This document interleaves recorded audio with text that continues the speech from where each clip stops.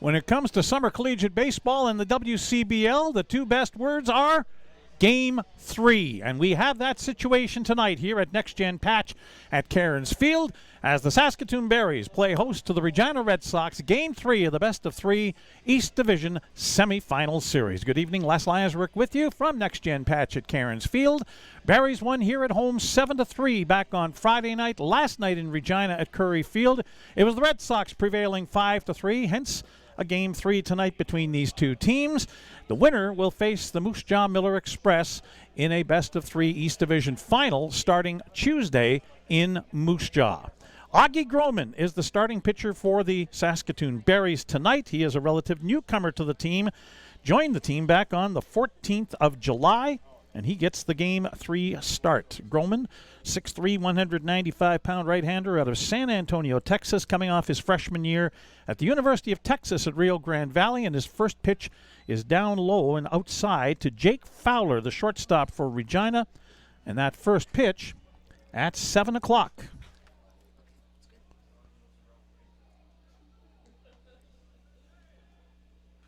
Fouled off at the plate by Fowler. 1 ball, 1 strike.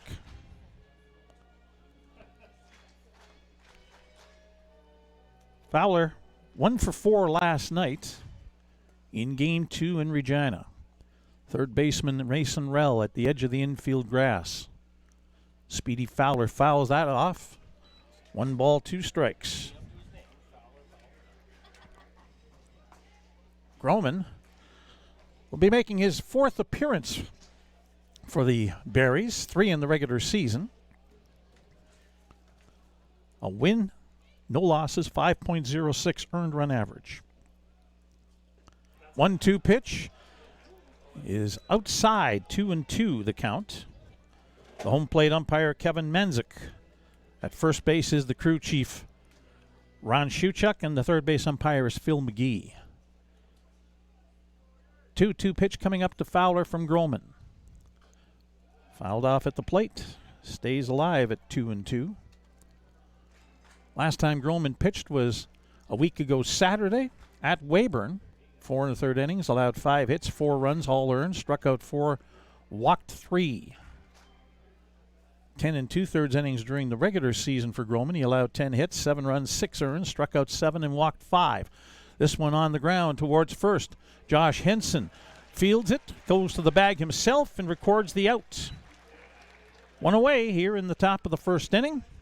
Up comes Jalen Myers, who's been the most productive hitter so far from either team in this series. 7 for 8. 6 for 7. 857 is his average. Either way, 6 for 7, 7 for 8. It's a pretty good start to the postseason. He'll foul the first pitch off from Groman. Strike 1.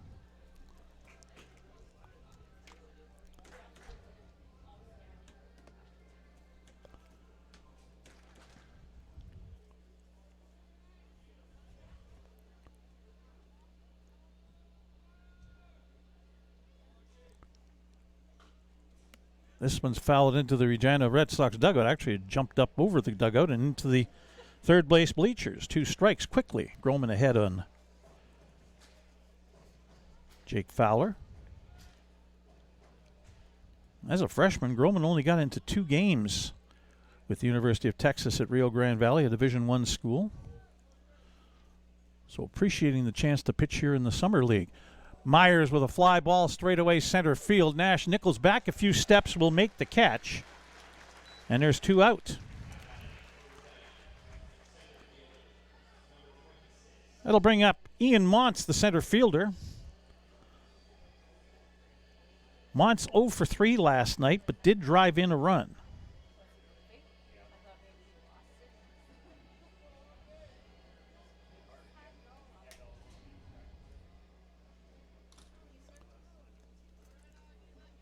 Again, Mason Rell at third base, even with the bag. Montz fooled on that pitch. Half swing, strike. Defensively for the Berries, in right field is Ethan Murdoch. In center is Nash Nichols. The left fielder is Nathan Houston. 1 strike pitch is outside, 1-1. In the infield at third is Mason Rell. Brock Laird at shortstop. Giles Salinas at second base. And Josh Henson's at first base tonight. Aiden Kilshaw, the catcher. And Augie Groman, the pitcher. 1-1 pitch to Montz. Called strike. 1-2.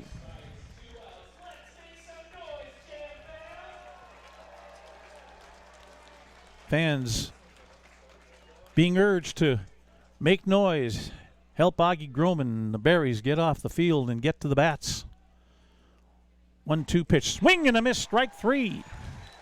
1-2-3, top of the first for Augie Groman against the Regina Red Sox. No runs, no hits, no Berries errors, nobody left on base. After a half an inning, it's Regina nothing.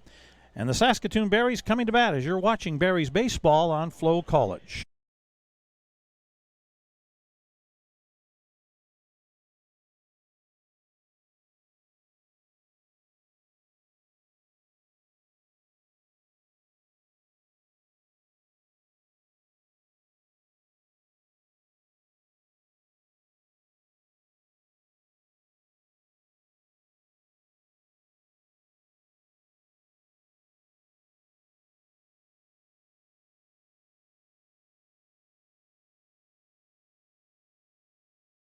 For over a century, we've been more than just lawyers. We're your neighbors, your friends, and your strongest advocates. With 15 locations across the prairies, we're everywhere you are. Stringham, your local lawyers.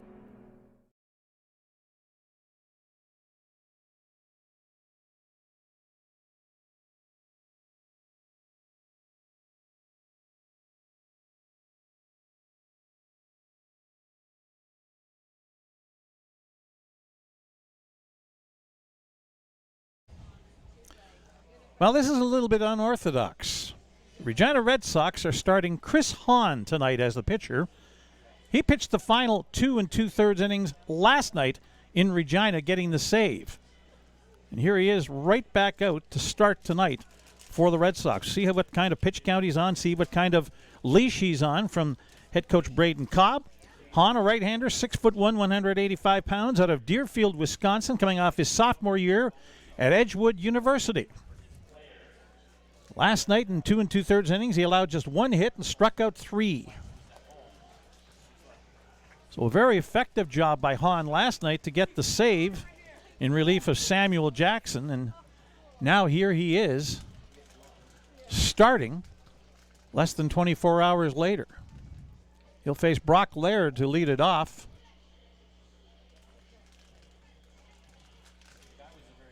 Laird was 3 for 4 last night down in Regina with a run batted in.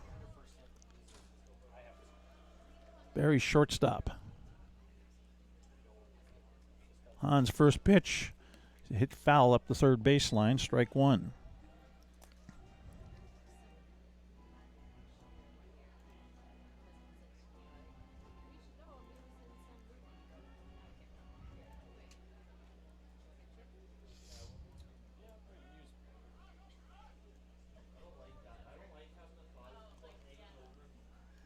Hahn's 1 strike pitch, and Laird sends it right back up the middle, the base hit.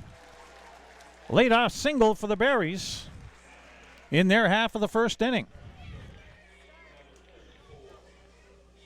Chris Hahn during the regular season made 10 appearances,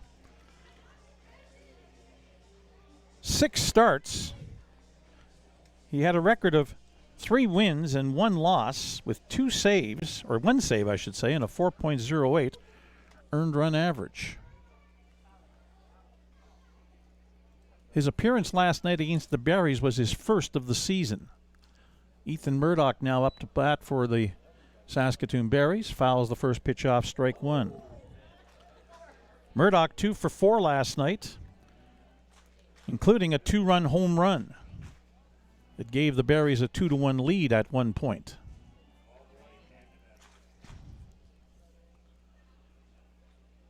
Regina led 1-0 last night. Berries went up 2-1. Regina tied it up. The Berries went up 3-2. And then in the end, Regina with a 3-run sixth inning, winning 5-3 in game 2. That pitch down low to Murdoch, 1-1.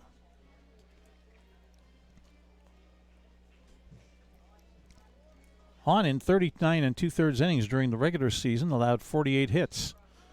That pitch low and away, ball 2, 2-1.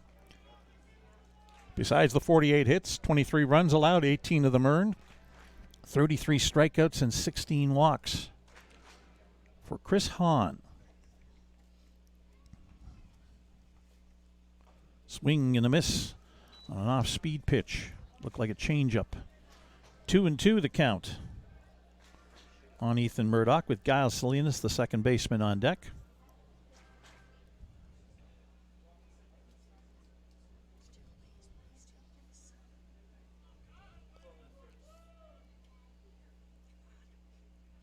Swing and a miss on a curveball, and that's a strikeout for Chris Hahn. First out of the bottom of the first inning, and up comes Giles Salinas, who will get some intel from Murdoch on the way past one another. Salinas to the plate, Murdoch to the dugout. Salinas 0 for 4 last night in Regina, one of the few times he's been 0 for in a game recently. The league's regular season batting champion at a .419 average.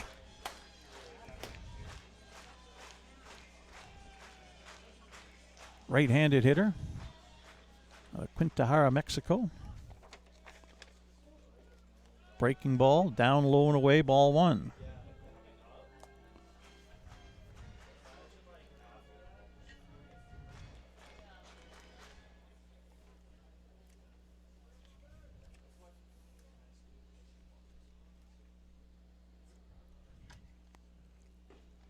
That one's a strike. Breaking ball. The fans who are behind home plate are very vocal early in their assessment of the work of home plate umpire Kevin Manzuk.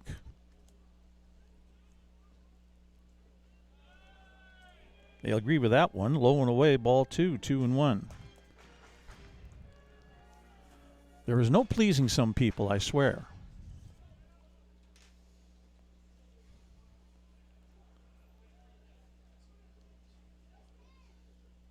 Two and 1 the count. Hahn delivers. That's in there for strike 2, 2-2. Looks like Hahn throws an assortment of off-speed pitches. Curveball, changeup. Should make the fastball look really good when he does decide to throw one. And that could be right here. But it's an off-speed pitch, hit into the hole, on to second for 1, over to first, not in time. It's a fielder's choice. So Salinas stays and replaces Laird on first base. 2 away, and up comes Mason Rell, who was 0 for 4 last night.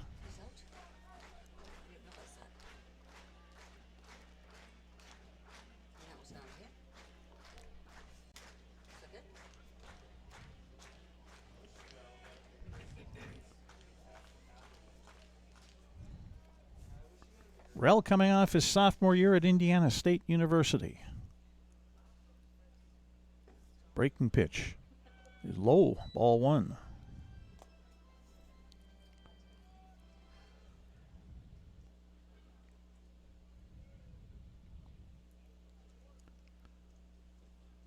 Nice night here in Saskatoon. Sunday evening. That's a strike. High in the zone, but 1-1 the count. Partly cloudy conditions, 21 degrees Celsius, 70 Fahrenheit. Wind out of the north-northwest at 6 kilometers per hour, so really not a factor here tonight. It's about 4 miles per hour. 1-1 pitch. Rell takes. 2-1. Catcher Aiden Kilshaw on deck.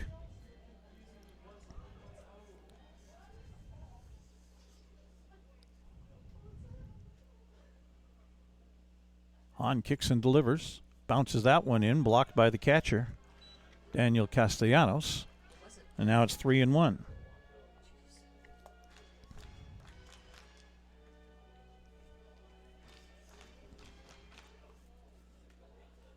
Defensively, in right field is Alex Rue. In Monson center, the left fielder is Rain Kreklowitz. 3-1 pitch is a called strike. Rell was walking towards first base. Gets hooked back by Kevin Manzuk. In the infield, Brady Bye is the third baseman. Jake Fowler at shortstop. Jalen Myers at second base. Carson Cox at first base. Daniel Castellanos the catcher. And the pitcher is Chris Hahn. Full count pitch. Layered off with it. And a breaking ball is low and a walk. So it'll bring up Kilshaw, who was 1 for 4 last night.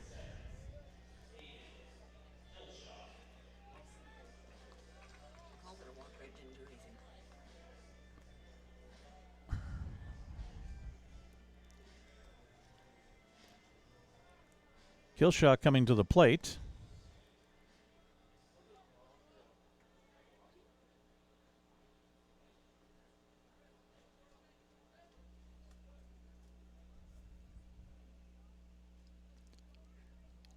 First pitch called strike. There's a fastball from Hahn and some pretty good giddy up on that. So if he's got his pitches working, he's got his breaking pitches coming into the strike zone, that fastball can be pretty effective. And vice versa, of course. Salinas at second, Rell at first. Breaking pitch inside on Kilshaw, 1-1. You have to back off the plate on that one.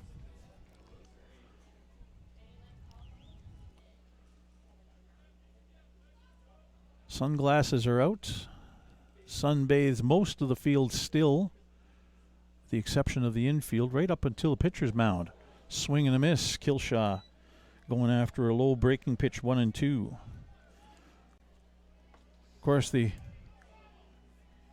junior national team member, just 17 years old, had the big hit here on Friday night in Game 1, a 3-run home run in the 8th inning that cemented the Berries' 7-3 victory in Game 1. Boosted up to the number 5 spot in the batting order. 1-2 pitch, fastball high, 2-2. First baseman Josh Henson on deck. Kind of used to saying Henson is a third baseman. He played most of his games there this year, although he's the first baseman tonight. 2 balls, 2 strikes, 2 outs. Foul back to the screen. Count holds. 2-2. Deuces Wild on the top line of the scoreboard here at Next Gen Patch at Cairns Field on a Sunday evening. Again, the winner moves on to play Moose Jaw. They won 2 straight over Medicine Hat.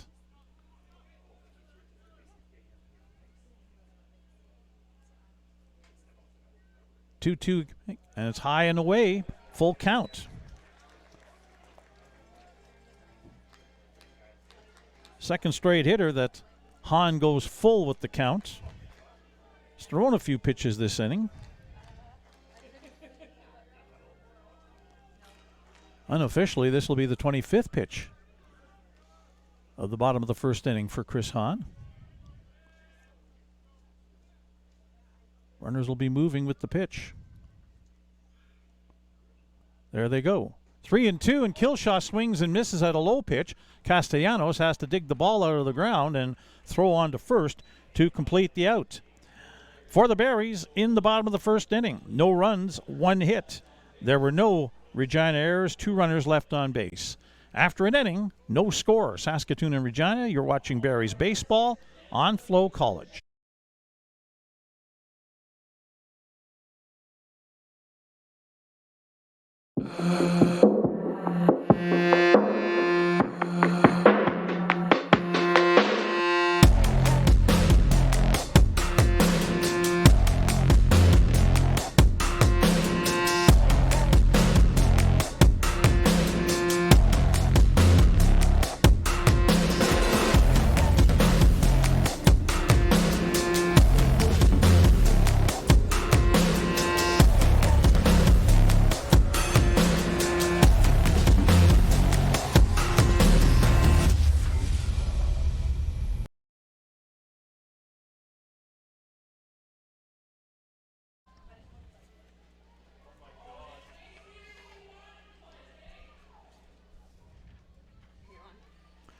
Middle third of the Regina order coming up for the first time to face Augie Groman here in the top of the second inning.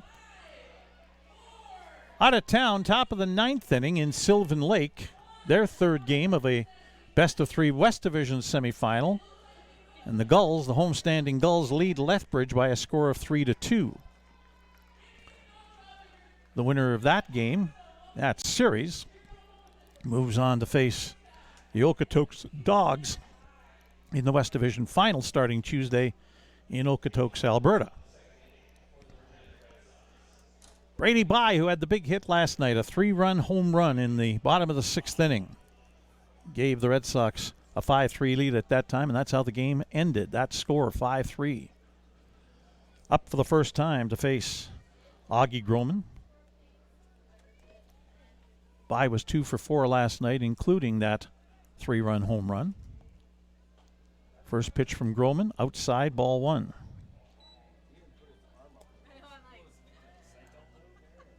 Bye was last year's WCBL playoff MVP, helping Regina win the championship. Off-speed pitch hit foul up the first base line. 1-1 the count.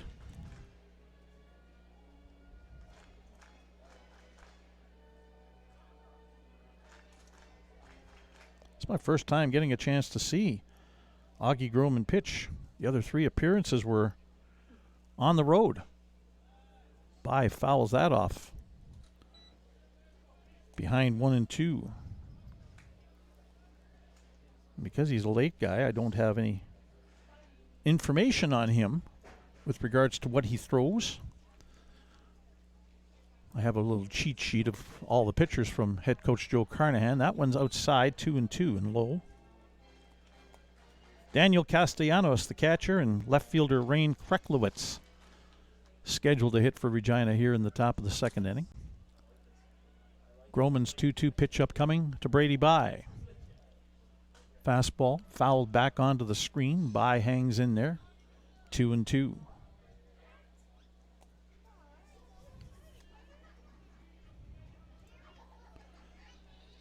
Bye is from White City, just to the east of Regina. 6'2", 200-pound catcher utility player. He's been playing third base. Fouls that one back pretty much right at us. But again, there's a screen and a window and everything else in our way, so not a problem. Oh, and we have a catcher's interference call on Aiden Kilshaw. Hence, Brady Bye is awarded first base.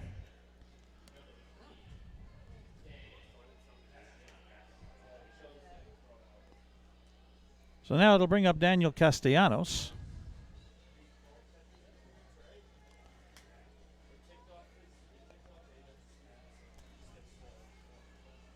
Bye's swing must have caught Kilshaw's glove or some piece of his equipment. Hit up the middle.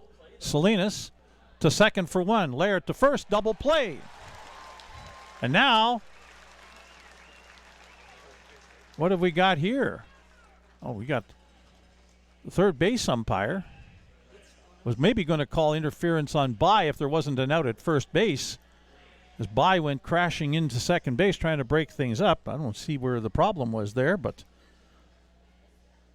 it's all a wash as Castellanos grounds into a double play, and quickly there's 2 out.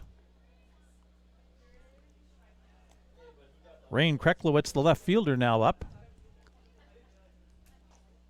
First pitch strike from Augie Groman. Kreklowitz was 0 for 4 last night in Regina.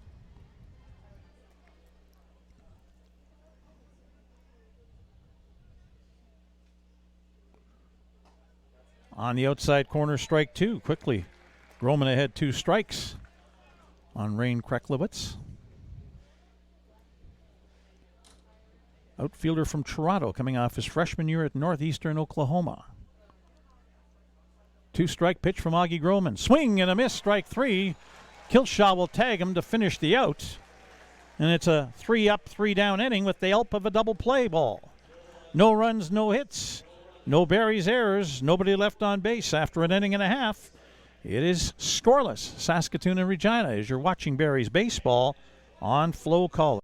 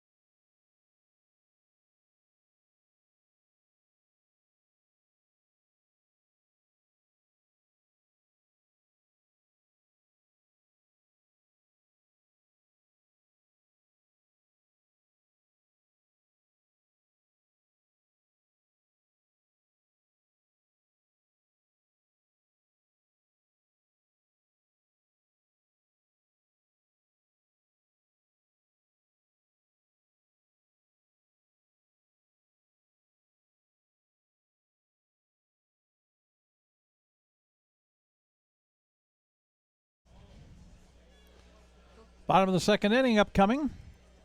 Scoreless. Saskatoon and Regina. The big city Saskatchewan rivalry. WCBL style. And in the postseason.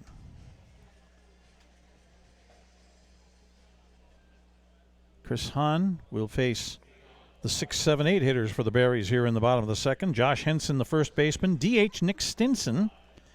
And left fielder Nathan Houston. Henson 0 for 4 last night. Hoping to get things started here in the bottom of the second. Coming off his freshman year at Southeastern Louisiana University.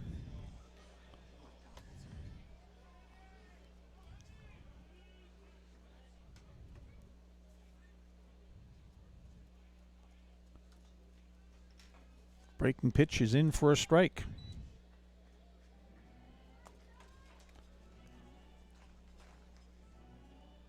Hahn unofficially threw 25 pitches in the first inning. Watch that number throughout the night and see how long he goes after pitching 2 2/3 last night. Another breaking ball, but this one up high, 1-1.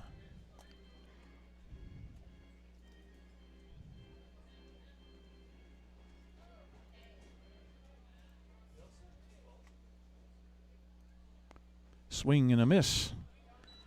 A hard slider, 1-2. Down low.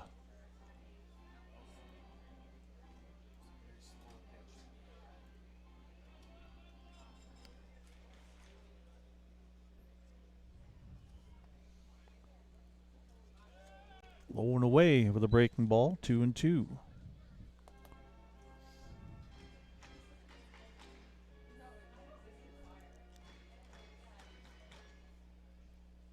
Hahn threw 32 pitches last night in the 2 2/3 innings. Down low, Henson holds off. Full count. That to me is the pitch the Berries are going to have to be watching for, is that breaking ball down low. It looks good coming out of his hand and about 3/4 of the way, and then it just drops down out of the strike zone. 3-2 is going to be a called strike 3.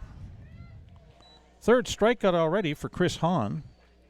1 away in the bottom of the second inning. Up comes Nick Stinson, making his first playoff appearance for the product of Kennesaw, Georgia. Coming off his sophomore year at Bethel University. 6'3", 200-pound hitting outfielder. DH tonight. Also played a lot of first base early in the season. First pitch fastball in for a strike. Stinson in the regular season hit .293. 2 home runs, 32 runs batted in.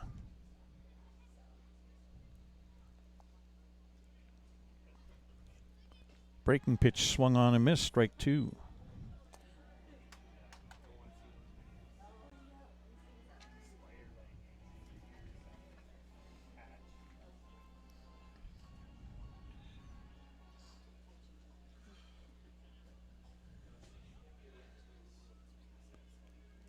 Hahn's 2-strike pitch is inside, ball 1. Looked like some confusion. Catcher Castellanos thought it was strike 3. Stinson thought maybe Castellanos was trying to buy a pitch from the home plate umpire, Manzuk, and home plate umpire says, no, that's inside. You're okay, son. 1-2 pitch. Check swing. They'll appeal at third. No swing, says the third base umpire, Phil McGee. 2-2 the count. Left fielder Nathan Houston on deck.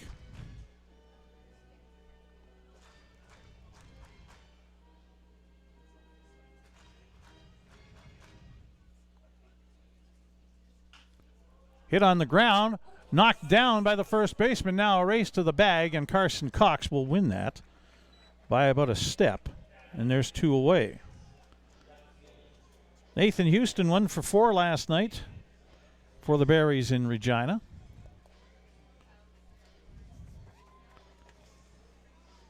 Hoping to get something going here.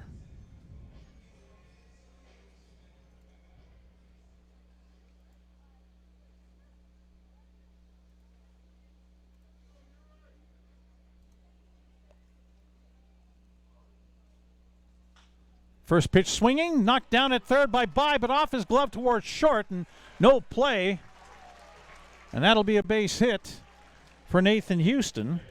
A hard shot that Brady By dove to his left for, got a glove on it, but couldn't squeeze it, and it jumped away to his left towards the shortstop, Jake Fowler. So a 2-out single for Houston, and Nash Nichols, the number 9 hitter for the Berries, comes to the plate. 2 for 3 with a double and an RBI last night in Regina. Swing and a miss. Foul tip, actually. Strike 1.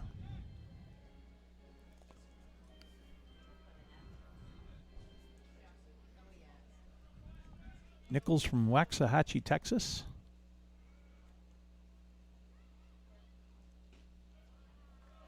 That's outside, 1-1.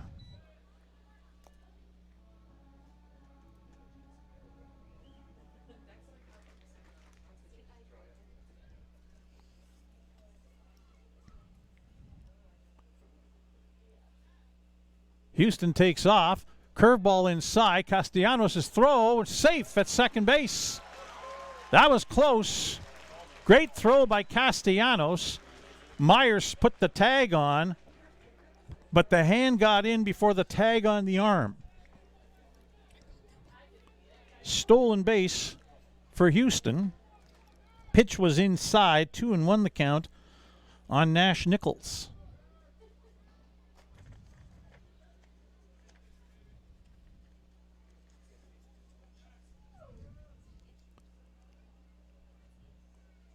Hahn looks back at second, and that one's bounced in. Ball 3 blocked by the catcher Castellanos. Top of the order, Brock Laird waiting on deck. 3-1 the count on Nichols, coming off his sophomore year at Brookhaven College in Dallas, Texas.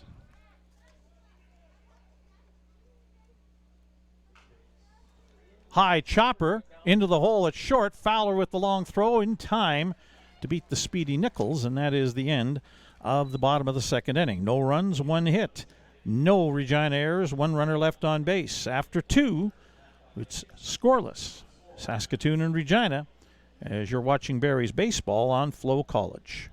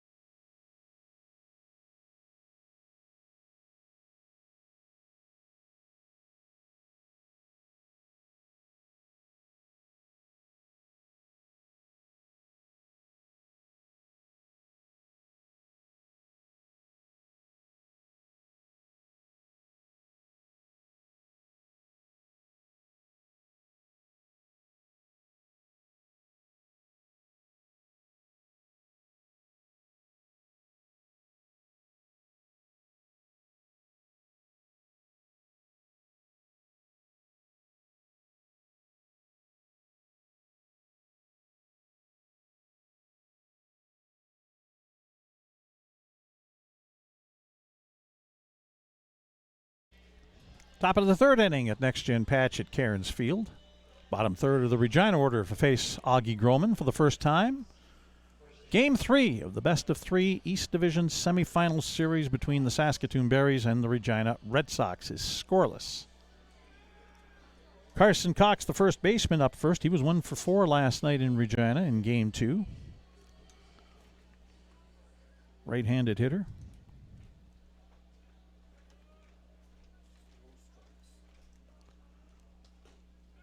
A slider in there for a strike.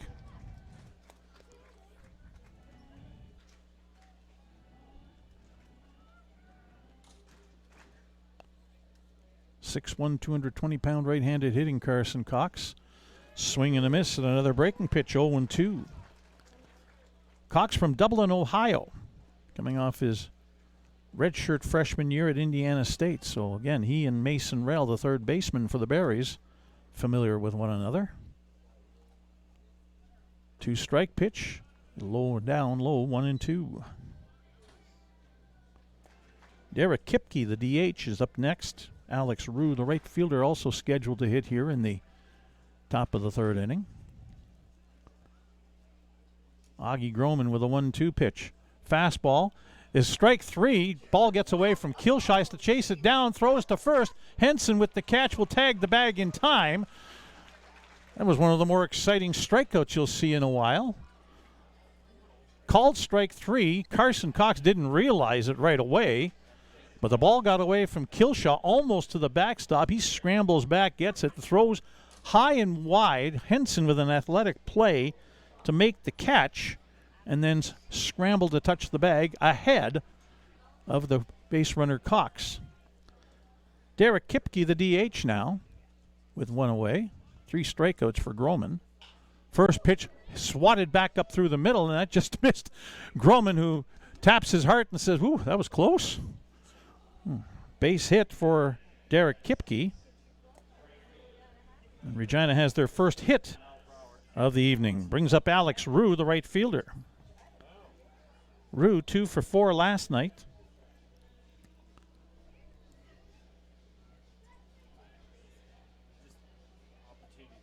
.61", 200-pound out of Mandeville, Louisiana, coming off his redshirt senior year at Spring Hill University. First pitch swinging, line drive, center field, not able to get it in time is Nash Nichols. He'll get it to second base, but getting in there safely is Derek Kipke. So back-to-back base hits for the Red Sox as they have something chugging here with one away in the top of the third inning, and to the top of the order for Jake Fowler, who grounded out to first base, back to lead off the ball game around 7 o'clock.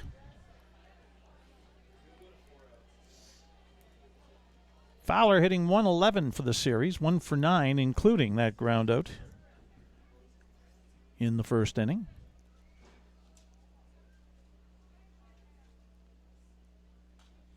Breaking pitch fouled off, strike one.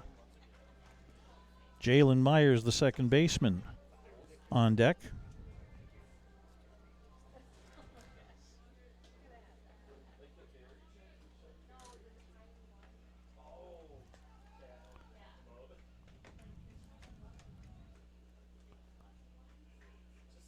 Salinas playing some cat and mouse. This one hit in the air, right field, twisting towards the foul line. Ethan Murdoch coming over will make the catch. Tagging at second and coming over to third base is Derek Kipke. But Fowler flies out to center, and there's 2 away for Jalen Myers, who last night was 4 for 4 with 2 doubles and a couple of runs batted in. He flew out to center his first time up against Augie Groman. First and third with 2 away here in the top of the third inning. Alex Rue, speedy, can steal a base over at first and has got a pretty decent sized lead. First pitch strike to Jalen Myers.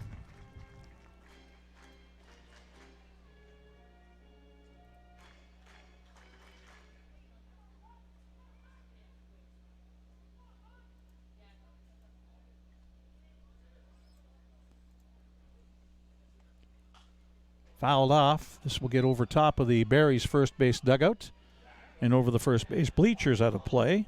And quickly, Groman is up 2 strikes on Jalen Myers.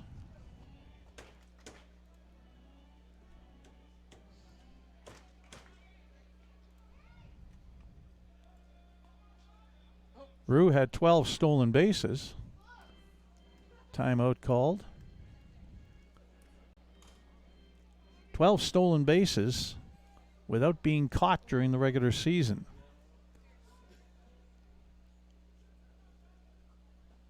Down low, blocked by Kilshaw. 1 ball, 2 strikes on a breaking ball. Ian Montz, the center fielder, on deck for Regina.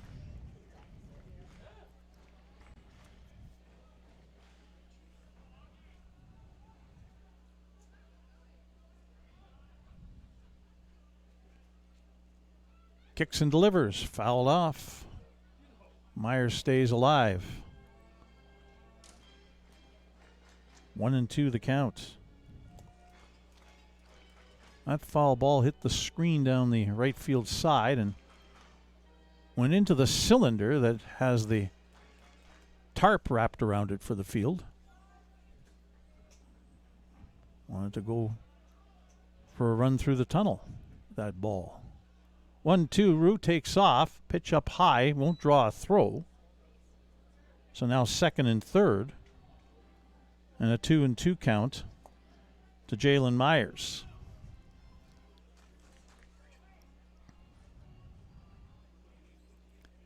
Two balls, two strikes, two outs. Deuce is Wild on the top line of the scoreboard here at Next Gen Patch at Cairns Field. Hit on the ground towards third. Up with it is Mason Rell. The throw across the diamond in time, and that'll end the top of the third inning. For Regina, in the top of the third, no runs, 2 hits. No Barry's errors, 2 runners left on base. After 2.5, scoreless, Saskatoon and Regina. You're watching Barry's baseball on Flow College.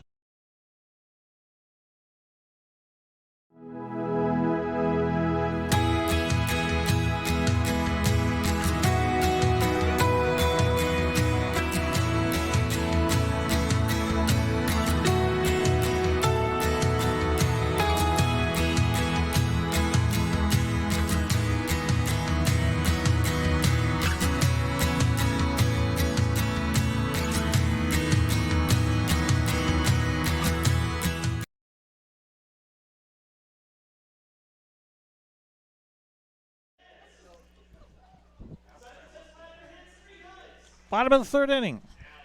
Coming your way from Next Gen Patch at Cairns Field.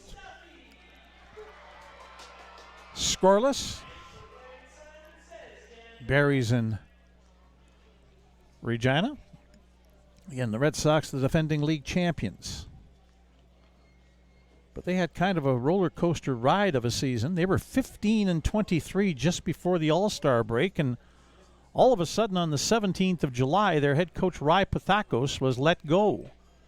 Braden Cobb, one of the other coaches, assistant coaches, if you will. I'm so used to in baseball calling the head coach manager, and then there's coaches beyond that, but a lot of these teams call head coach and assistant coaches. Braden Cobb, an assistant coach, as otherwise, took over, and the team did pretty well down the stretch. They were 11-7 to finish off the regular season, and here they are, 1-1 against the second-place team in the division, the Saskatoon Berries. Berries were 12 games ahead of the Regina Red Sox in the standings at the end of the regular season. Brock Laird to lead it off, as he did in the bottom of the first inning, I should say. He'll do that here again in the bottom of the third. Singled, but was erased on the bases by a fielder's choice. Chris Hahn back out for the third inning for Regina. First pitch swing, fly ball that's going to twist foul down the right field side and be out of play. Strike one on Laird, who with that first inning single is 4 for 8 in this series, hitting .500. I like early in the season, early in the series, when it's easy to compute batting averages. Breaking ball, down low, 1-1. So Hahn unofficially will be throwing his 45th pitch right away to Brock Laird.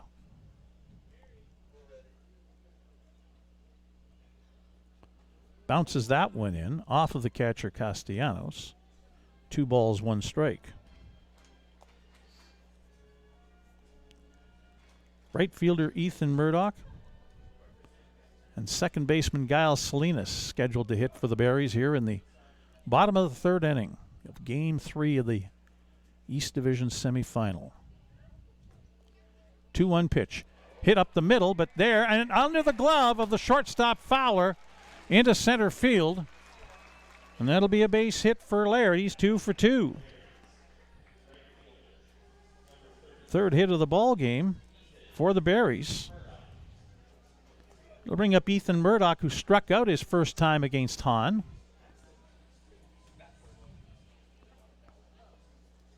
Knowing the senior from Marshall University, he'll be anxious to atone for that. He's 4 for 9 in the series, 444. First pitch foul back to the screen, strike 1. Key thing becomes for the Berries is not to get too anxious. Stay within yourself.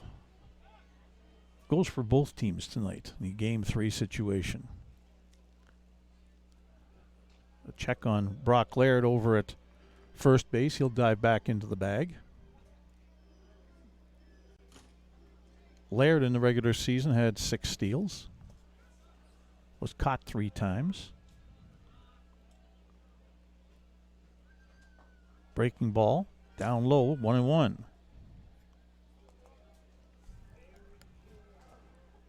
And now we start to see some stirring down the left field line.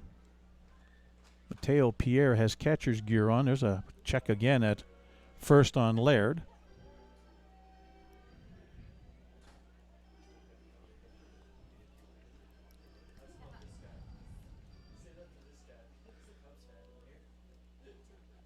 One the count. Breaking ball in for a strike. 1-2 on Murdoch. Daniel Crabtree was working with a pulley weight. Swing and a miss, strike 3. That's a strikeout. 4th of the night for Chris Hahn, and second time he's gotten Murdoch. Brings up Giles Salinas, who grounded into a fielder's choice back in the first inning. He's 1 for 9 in the series, 111. The lone hit coming in game 1.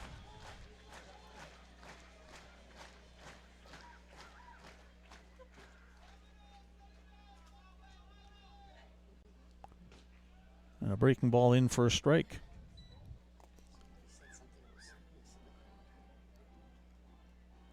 Crabtree now is up and making his way to the bullpen. He and Mateo Pierre standing close to each other. Now a line drives, and it's throw back over to first after Brady Bye made the catch on the line shot. But Laird gets back safely, and there's 2 away. So now Mason Rell, who walked back in the first inning. And again, Hahn makes you wonder what his pitch count is, what his limit is going to be tonight. Crabtree pitched in game 1 against the Berries and only went 2/3 of an inning, faced 4 batters. So he should be okay to go. Veteran right-hander. First pitch from Hahn up high, ball 1.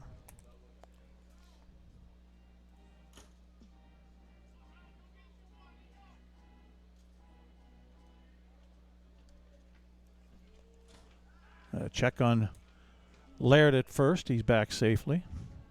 Standing up.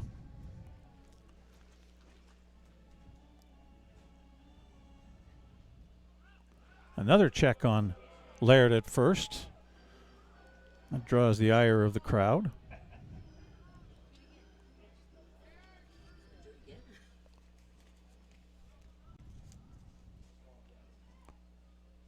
Breaking ball inside.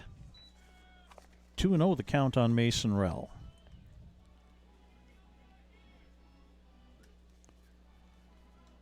He is 0 for 7 in the series. Now would be a good time to get a base hit. 2-0 pitch, cued foul, strike 1.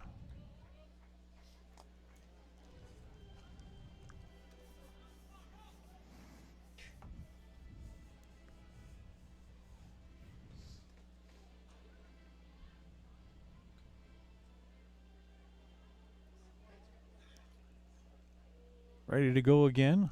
Hahn at the belt. 2-1. Breaking ball. Outside. 3-1. Catcher Aiden Kilshaw on deck.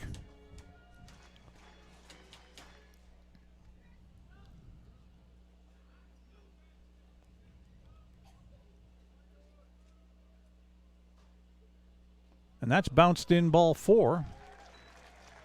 And the same situation presents itself here for Aiden Kilshaw as it did back in the bottom of the first inning. First and second with 2 away. This time, though, the runner at second is Brock Laird. Mason Reldo was on at first. Second walk issued by Chris Hahn.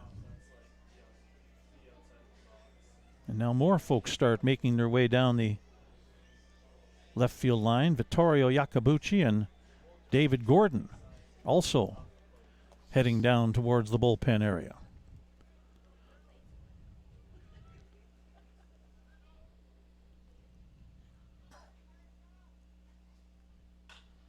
Hit up the middle, base hit. Laird around third. He will score, and we have a 1-0 Saskatoon lead here in the bottom of the third inning.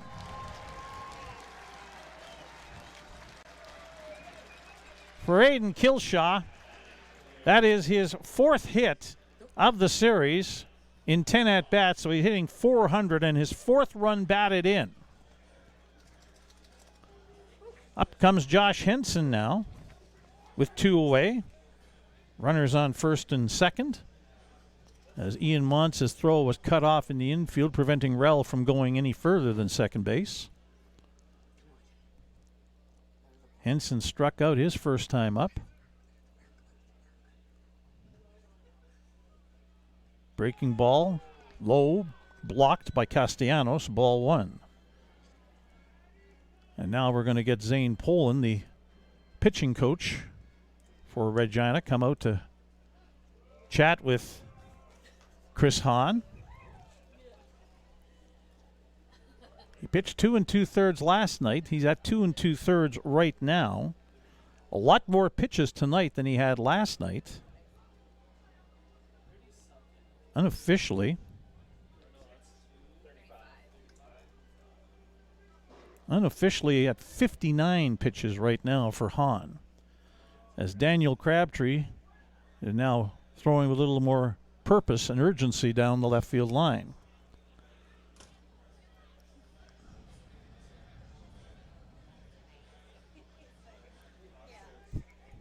Henson might be the last man that Hahn gets to face, one way or the other. 1-0 pitch, bounced in again, blocked by Castellanos. 2-0 the count.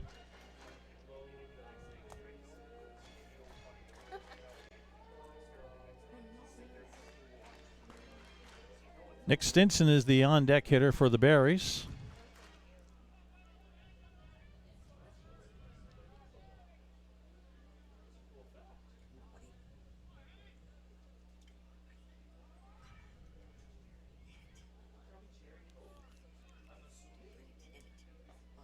Breaking ball, outside, 3-0.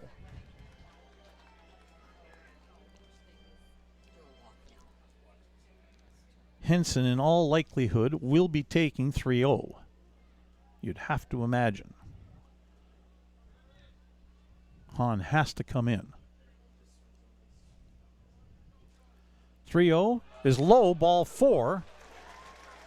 And the bases are juiced. Juiced with berries. And that's going to be all for Chris Hahn. Daniel Crabtree will come in and pitch for the second time here at Next Gen Patch at Cairns Field in this playoff series or postseason series.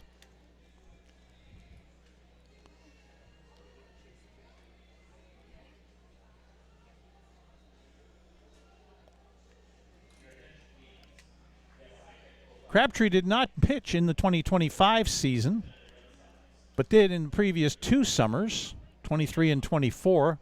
Had an 8-7 record those 2 years, a 4.03 ERA, and 83 strikeouts in 143 innings, starting 22 of 25 appearances.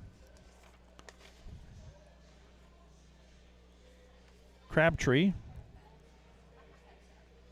from Marietta, Georgia, coming off his senior year at Point University, 6'2", 195, a teammate in college of third baseman Brady Bye.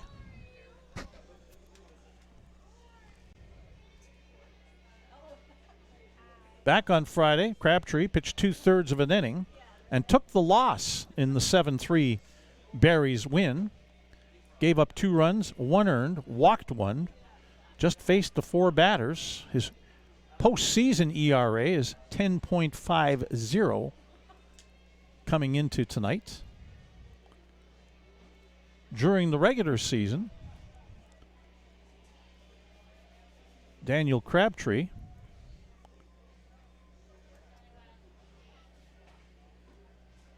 made 13 appearances, pitched 55 in the 3rd innings, had a 2-4 record, a 6.34 earned run average, gave up 71 hits in 55 in the 3rd innings, 51 runs, 39 of them earned, struck out 34 and walked 19. He'll face Nick Stinson, who in his first plate appearance of the postseason grounded out to the first baseman, Carson Cox, last inning.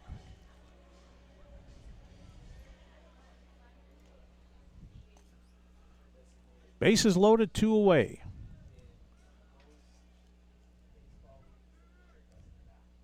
First pitch outside, ball 1.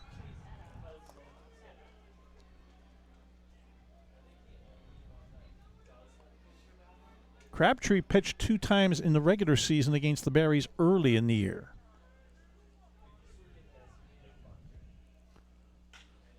Hit to the right side and through, a base hit.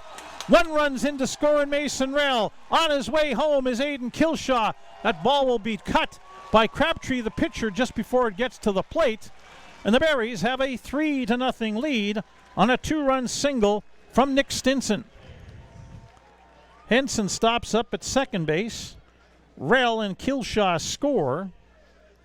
And now Nathan Houston will be the 8th man of the inning to hit for the Barries.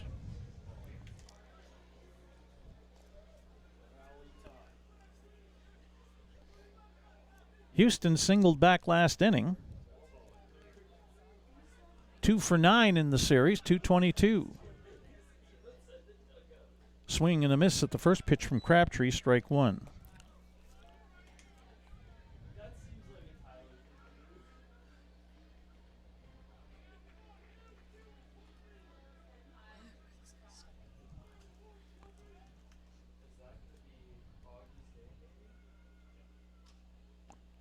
Check swing, they'll check it first, and Ron Shuchuk, the first base umpire, says he went. That's strike 2. 0-2 the count on Houston.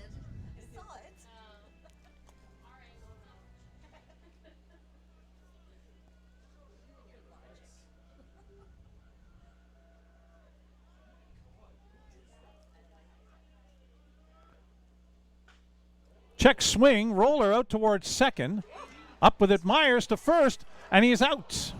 Bang, bang play at first base to finish off the inning. But the Barries jump out in front with 3 runs in the bottom of the 3rd inning. On 4 hits, I should say. No, 3 hits. There were a couple of walks thrown into there. There were no Regina errors and 2 runners left on base. After 3, Saskatoon 3, Regina no score. You're watching Barries baseball on Flow College.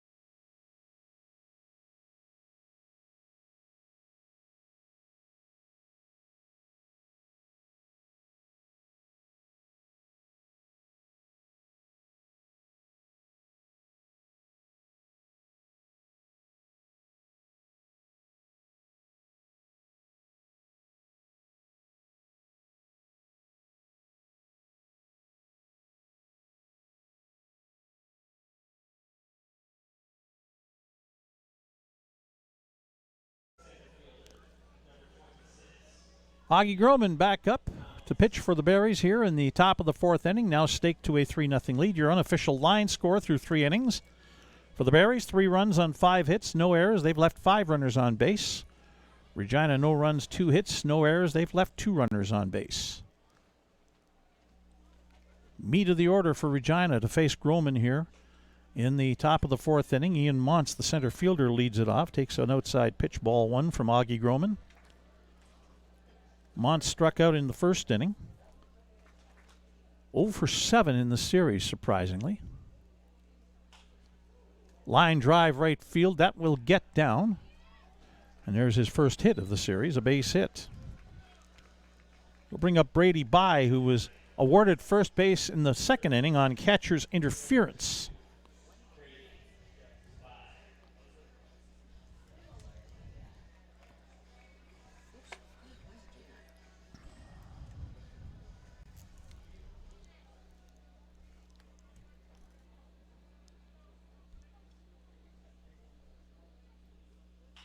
First pitch swinging, that's a line drive over the head of Giles Salinas into right field. Murdoch bobbles it and will get it back to the infield. Montz had turned second and was heading for third, and back-to-back base hits, and there's runners on first and third for Regina.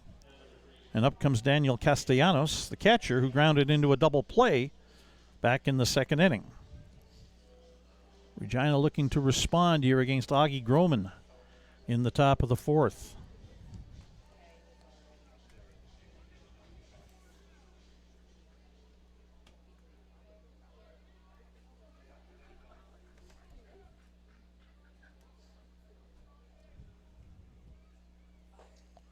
Fastball up high, ball 1 to Castellanos.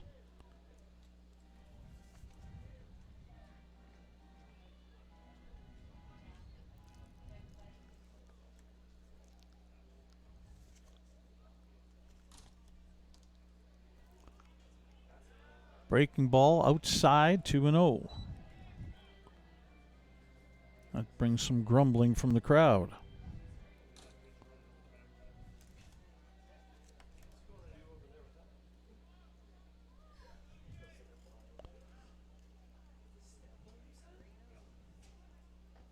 Another breaking ball, low and away, ball 3. And that's got some stirring going down the right field line in the Berries bullpen. Owen Stemple starting to stretch out. 3-0 the count on Castellanos. He swings, fly ball. Ethan Murdoch will make the catch. Montz heading for home. Here's the throw, and he'll slide in underneath the tag of Aiden Kilshaw at the plate to make it 3-1. Sacrifice fly to right field. Good throw from Murdoch, on the money, but just a little late as Montz, with good speed coming in from third base, gets in there safely. 1 away now in the top of the fourth. By the runner at first, Rain Kreklowitz, who struck out against Augie Groman in the second inning, coming up. Kreklowitz 1 for 9 in the series, hitting .111. First pitch, change up high, ball 1.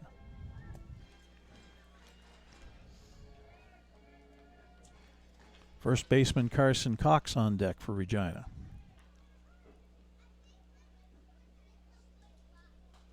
Foul back to the screen, 1-1.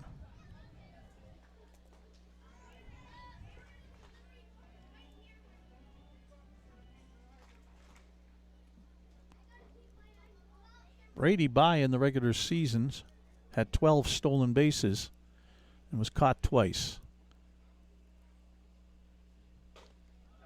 That's up high, 2-1.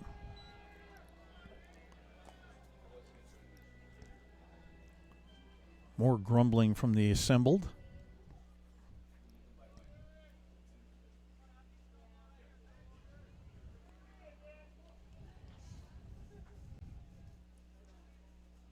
Augie Groman's 2-1 pitch. And that one's low and away and blocked by Kilshaw, 3-1 the count.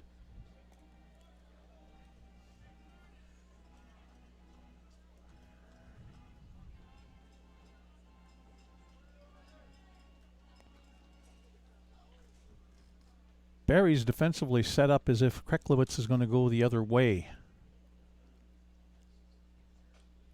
Kreklowitz half swing, catches a piece of it, fouls it back, and we've got a full count with one out. Let's see if Braden Cobb, the Regina head coach, starts Brady by. Full count, 3-2 with one away.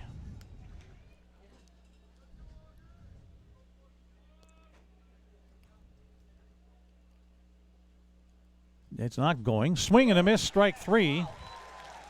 That's strikeout number 4 for Augie Groman. 2 away here in the top of the 4th inning. And now it'll be Carson Cox, who struck out last inning for Regina. Cox 1 for 9 in the series, hitting 111.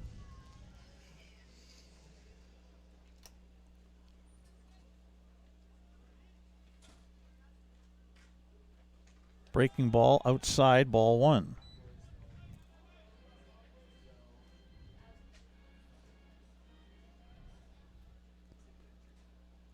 Cox listed as a catcher, 6'1", 220, playing first base. Again, the Red Sox have 5 catchers listed on their roster. Cox with a high chopper to third, Rell up with it. The throw across the diamond in time. That's the end of the inning. But Regina gets on the board, a run on 2 hits.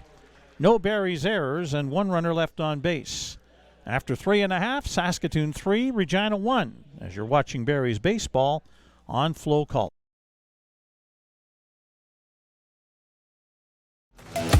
The live sports experience is changing. Teams and facilities are under pressure to provide online and in-venue entertainment. IKS Live has the right team to deliver. We provide service across North America and produce the best fan experience, in the seats or streaming to you.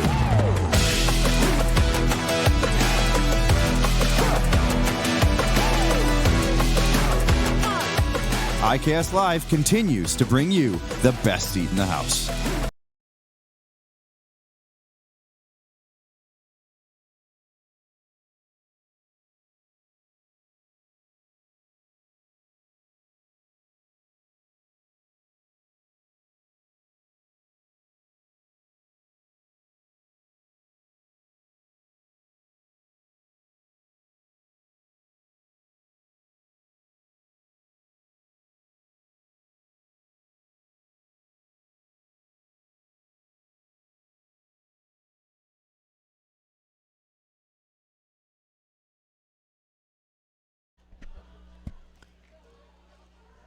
Bottom of the 4th inning. It'll be Nash Nichols, the number 9 hitter, and then back to the top of the order for Brock Laird and Ethan Murdoch to face Daniel Crabtree. Owen Stemple continuing to throw down the right field line in the Barry's bullpen.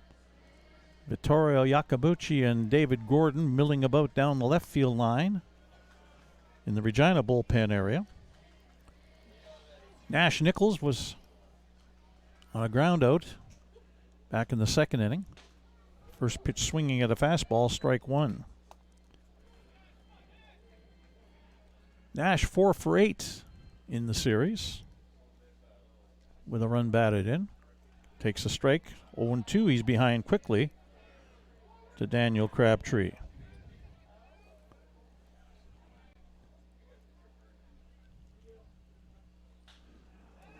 In the air, shallow center field. Coming on is Ian Montz to make the catch. 1 away. Brock Laird's 2 for 2. Scored back in the last inning after getting on a base hit.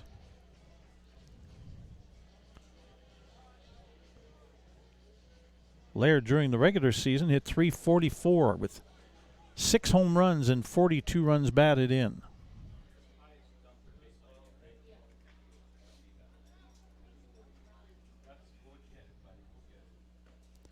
Takes a called strike.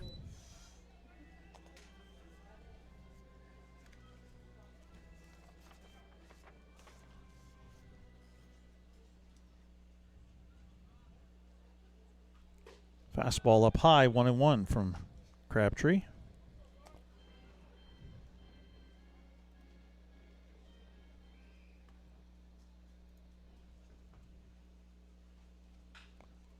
On the ground towards short. Jake Fowler charges, throws on to first in time. There's 2 away. We'll bring up Ethan Murdoch, who had an excellent season during the regular campaign. Hit .358 with 14 home runs and 62 runs batted in.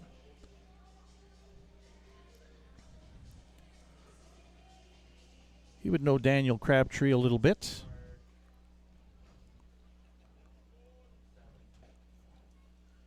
Up high, ball 1. He would have faced Crabtree back in 2023 when Murdoch was playing for the Swift Current 57s. Swing and a miss on a breaking ball, 1-1. Crabtree made both of his appearances here at Next Gen Patch at Cairns Field during the regular season. Murdoch with a little pop-up early, shallow, just into the outfield grass, and it's caught by the second baseman, Jalen Myers, for a 1-2-3, bottom of the 4th inning. After 4, it is Saskatoon 3 and Regina 1. You're watching Barrie's Baseball on Flow College. For more than 25 years, we've been there, helping Canadians find the extra space they need to grow and to create new memories. Access Storage. Try 4 weeks free. Details at accessstorage.ca. Hey baseball fans, make sure to stay up to date with your favorite teams across the league by subscribing to the WCBL YouTube channel right now. We have tons of free coverage for you over there, including daily highlights, full archived game broadcasts, daily game day previews, plus the WCBL report with myself and Joe McFarland every Wednesday. It's all in one spot, the WCBL YouTube channel. Subscribe today.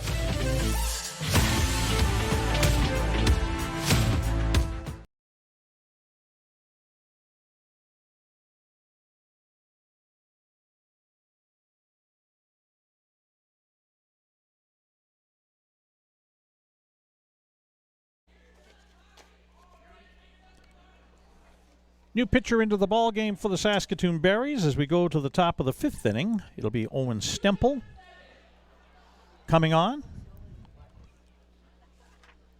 Stemple, right-hander, 6'3", 180 from Covington, Louisiana, coming off his freshman year at Southeastern Louisiana University. Owen Stemple, back in the regular season, had a 4-0 record and a 4.03 earned run average. He was a starter. He was the home opener starter back on the 30th of May, way back when. Made 3 appearances against Regina during the course of the season. Stemple with 11 appearances overall during the regular campaign. He pitched 44 2/3 innings, allowed 32 hits, 24 runs, 20 of them earned, struck out 47 and walked 27. Owen Stemple to face Derek Kipke, who singled against Augie Groman back in the 3rd inning. First pitch from Stemple, fastball up high, ball 1.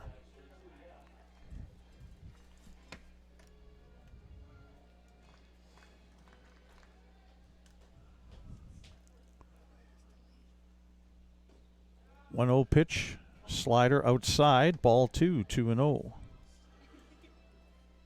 Stemple throws a 4-seam fastball upwards of 92 miles an hour. Slider, changeup, cut fastball, 2-0, down low, 3-0. That looked like the cutter. Right fielder Alex Rue, and then the leadoff man Jake Fowler up here for Regina. 3-0 pitch taken all the way by Kipke, 3-1. He was 1 for 4 last night in Regina in his first appearance in the series. He did not play here in Saskatoon on Friday. Swing and a miss at the 3-1, and it's a full count.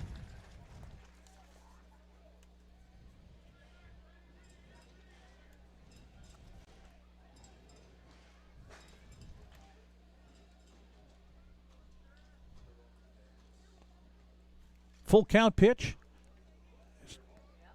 pop towards the first baseline, and Stemple up with it will underhand it to first and get the out. Augie Groman pitched the first 4 innings for the Berries, allowed 4 hits, 1 run earned. He struck out 4, did not walk anybody.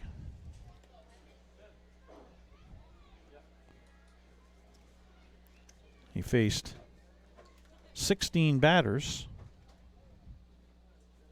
and unofficially threw 51 pitches. First pitch bounced in to Alex Rue, ball 1. Rue singled back in the 3rd inning and actually stole a base as well.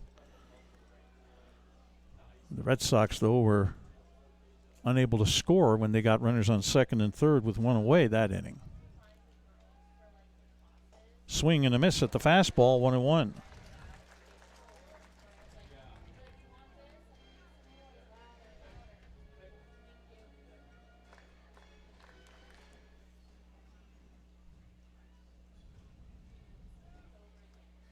Three-1 Berries lead Regina in the top of the 5th inning. 3rd and deciding game of the East Division semifinal. That's outside 2-1.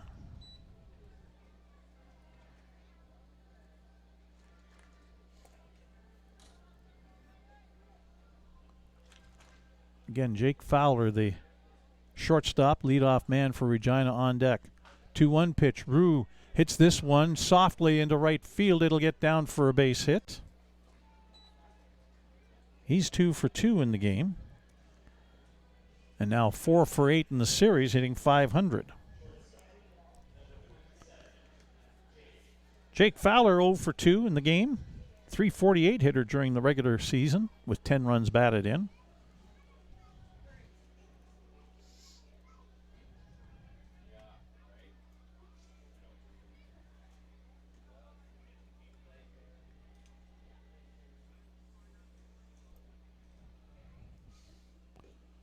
Breaking ball outside, ball 1 from Stemple. Tried the slider that time.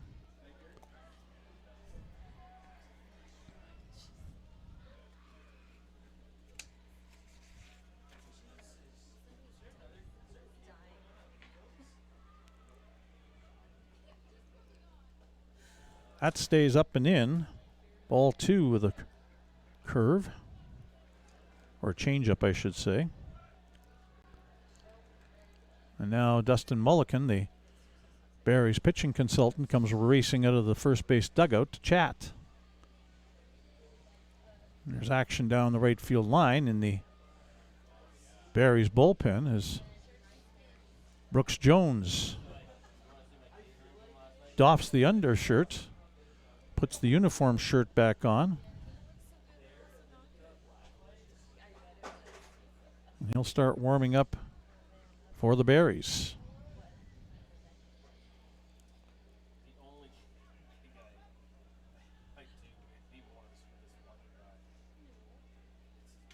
Two and 0 the count on Jake Fowler. That's low, 3-0.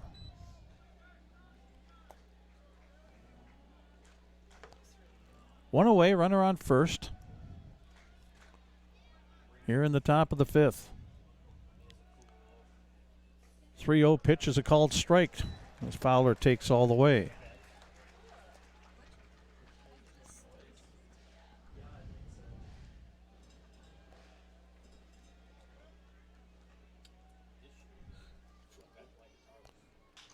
Hit on the ground, right side. Salinas after it, can't come up with it. And around third, and making around second to third, is Alex Rue. So a base hit for Jake Fowler.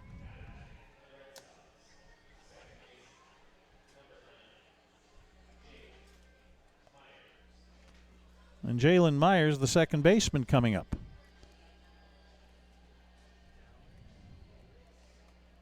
Six hits now for Regina in the game. Threatening here in the top of the 5th against Owen Stemple.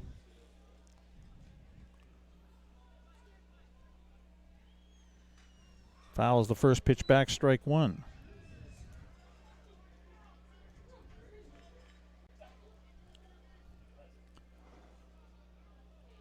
Myers was a .300 hitter for the Red Sox in the postseason last year.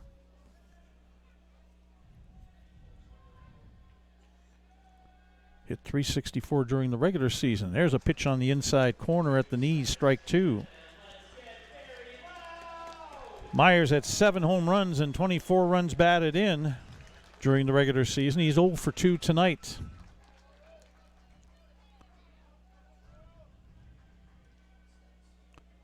Ian Montz on deck. Line drive, left field. That's going to drop in for a base hit. The runner was going with the pitch. Here's the throw to third, cut off by Brock Laird.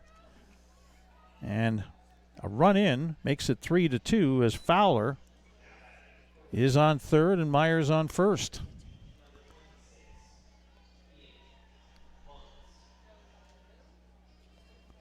So 3 straight singles. And here comes Joe Carnahan with the slow walk, and with the left-handed hitting Ian Montz and then Brady Bye also left-handed hitting coming up. This is going to be Brooks Jones time.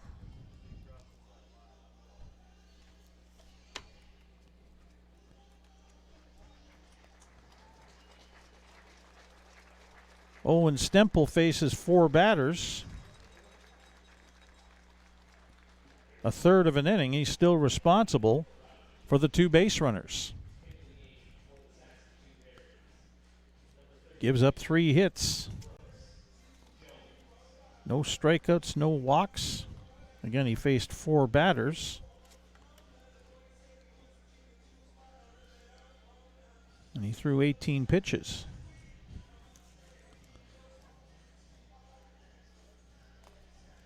So now Brooks Jones, left-hander, into the game for the Berries. Might be a little earlier than what Joe Carnahan wanted to use Brooks Jones, but with a 3-2 lead and left-handers.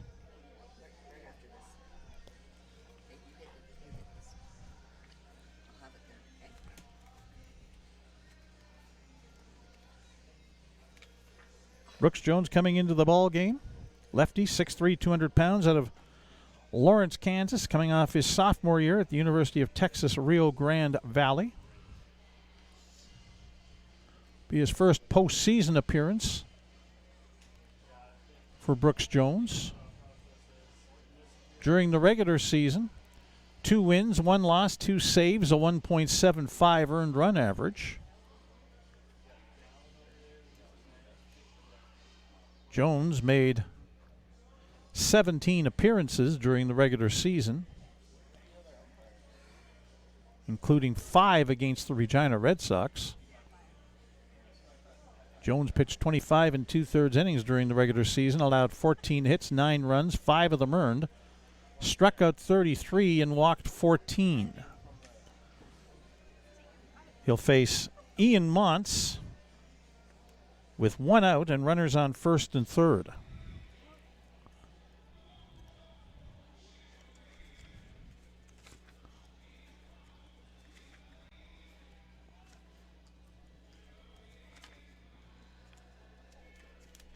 Montz is 1 for 2, singled in the last inning and scored the first Regina run of the ball game. Here he comes up now with runners in scoring position, or a runner in scoring position.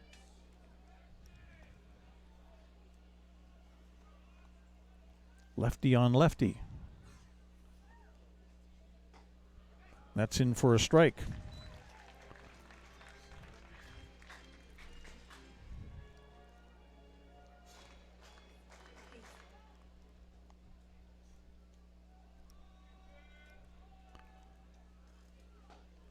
Low and away. Ball 1, 1-1. Brooks Jones throws a fastball upwards of 93 miles per hour, slider and a changeup.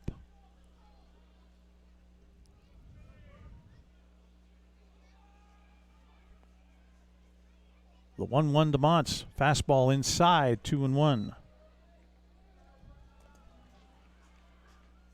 Red Sox with a run in here, make it 3-2 Berries in the top of the 5th inning. Threatening to tie up. A slider outside, 3-1.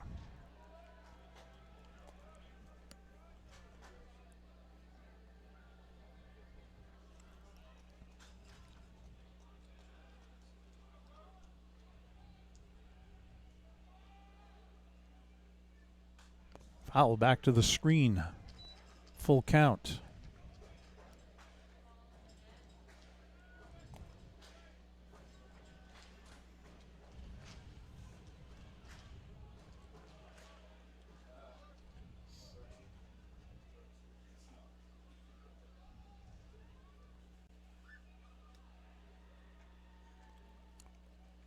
Full count pitch. Strike 3 called on the slider. Big second out. Recorded here by the Berries and for Brooks Jones in the top of the 5th. Now Brady Bye, who singled his last time up. Awarded first on catcher interference in the 2nd inning. Bye, of course, hit .344 during the regular season with 13 home runs and 67 runs batted in. He's the big bopper on this team and fouls the first pitch off gently towards the Berries' first base dugout, strike 1.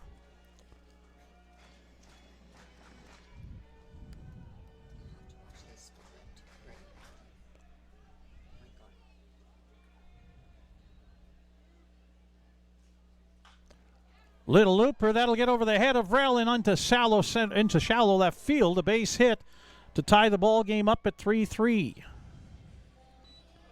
Fowler scores from 3rd. Myers advances to 2nd. For Brady Bye, that's his 4th run batted in of the series. And up comes Daniel Castellanos,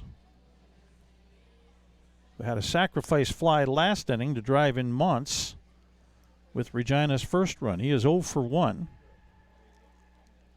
officially on the night. .296 hitter during the regular season with a home run and 25 runs batted in.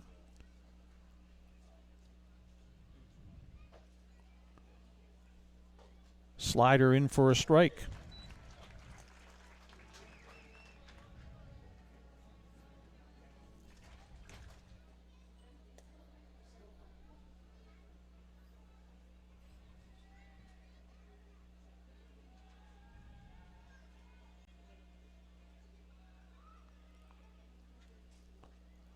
Fastball down low, blocked by Killshaw, 1-1. Left fielder Rain Kreklowitz is on deck.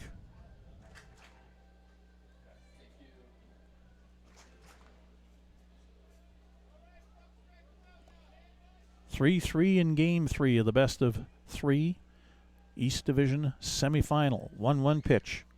Fouled off out of play down the right field side. I think that hit the light standard. 1 ball, 2 strikes on Castellanos.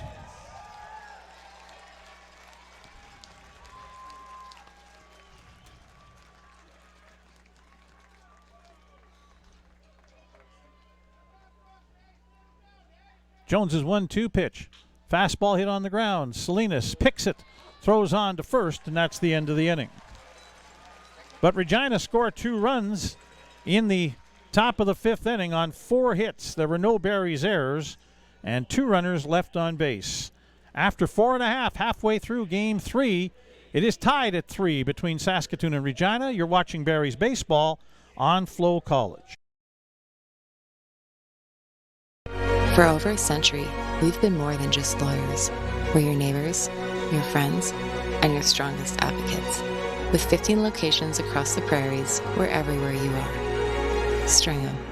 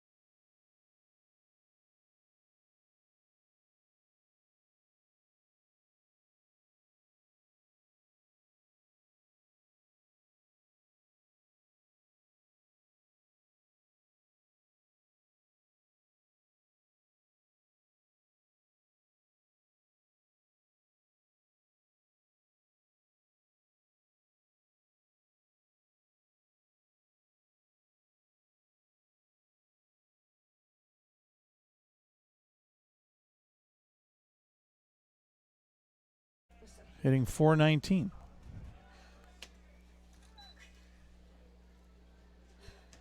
Outside.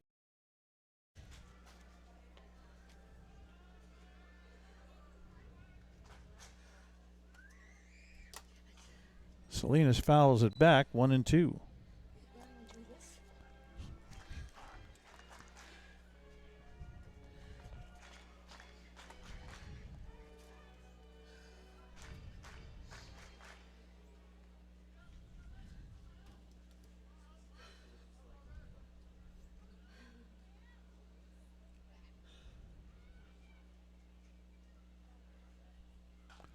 Foul off again. Count holds at 1-2.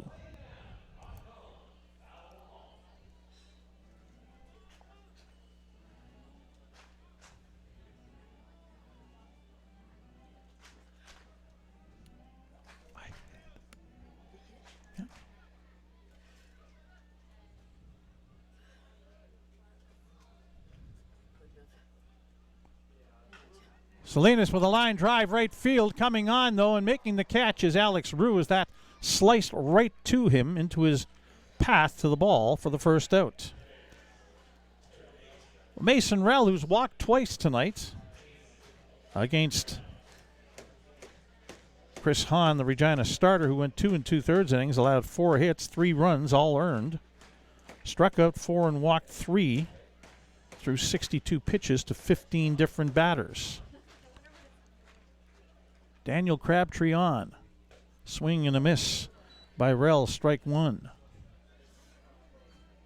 Again, Crabtree, a veteran, starter for Regina. Could be asked to go multiple innings here tonight. The Berries may have to find a way to get through to him. Fastball, strike 2.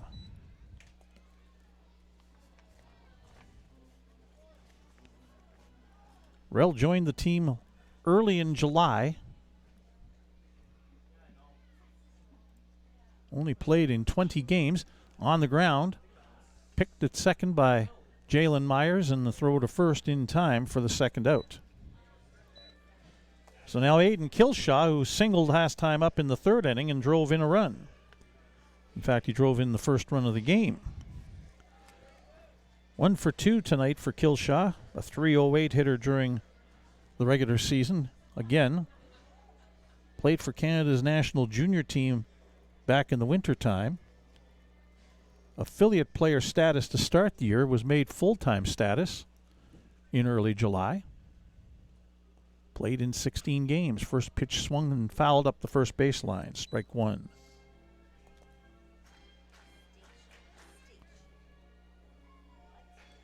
Kilshaw had a home run and 14 runs batted in the 16 games. Home plate umpire Manzuk and pitcher Crabtree meet halfway between home plate and the pitcher's mound to check out baseballs, determine which one Crabtree wants.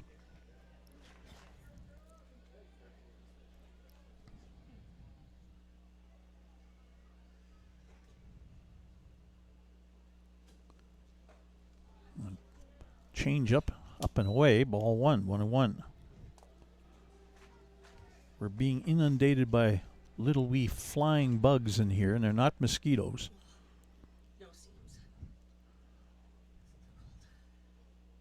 1-1 the count. Up high, 2-1.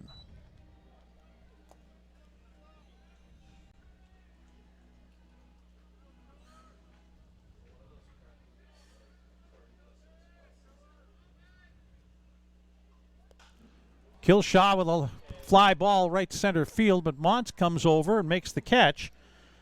A 3 down inning for a second straight inning for Daniel Crabtree. He's retired 7 in a row as the Berries get no runs, no hits, no Regina errors, and nobody left on base in the bottom of the 5th. Tied at 3 through 5 as you're watching Berries baseball on Flow College.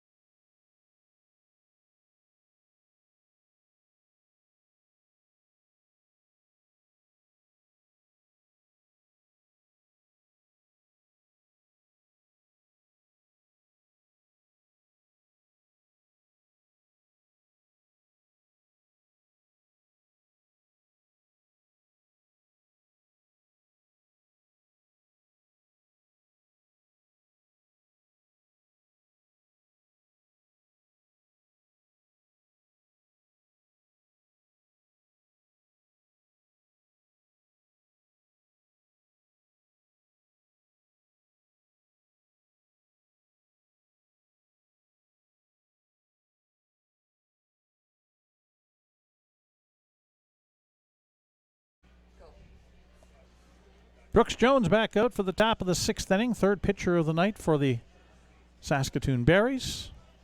We're in a 3-3 tie here right now in Game 3 of the best of 3 East Division semifinal series. Again, the winner advances to face the Moose Jaw Miller Express.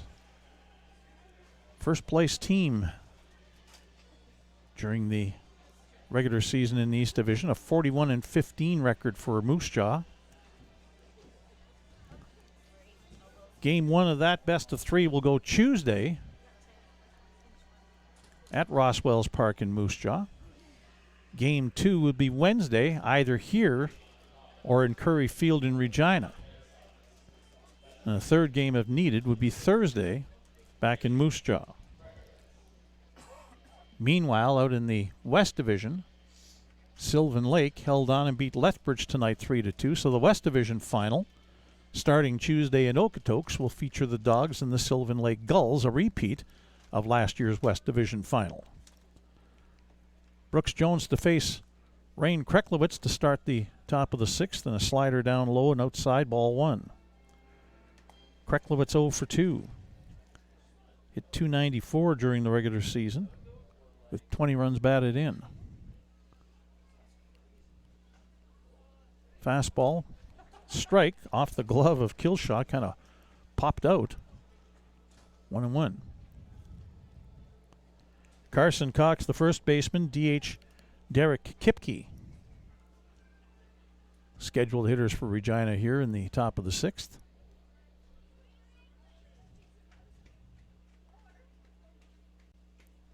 Swing and a miss, strike 2. Kreklowitz has struck out both times he's been at the bat tonight.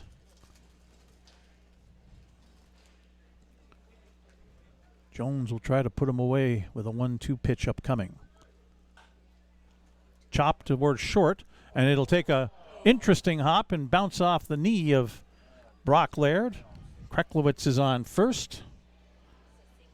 And it'll be a base hit. 9th of the night for Regina. Brings up Carson Cox, who's 0 for 2. He hit .180 during the regular season with a home run and 9 runs batted in.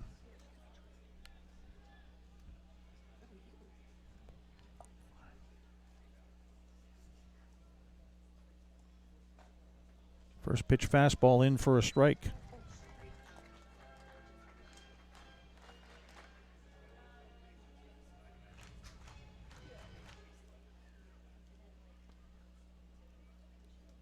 Mason Rell in at third on the edge of the grass, expecting possibly a bunt. Cox hasn't shown that through the first 2 pitches. That one down low and inside, 1-1. So Rell backs off now, even with the bag at third. Foul back to the screen. 1-2 the count on Carson Cox.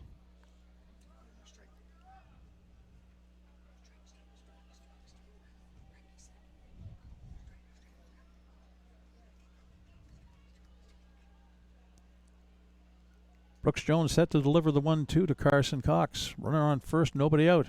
Taking off with the pitch is Kreklowitz, and it's fouled wide of third base. Count holds at 1-2.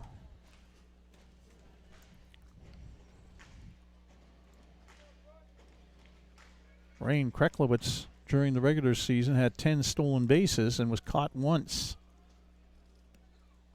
And my mistake, he had 21 RBI, not 20 during the regular season.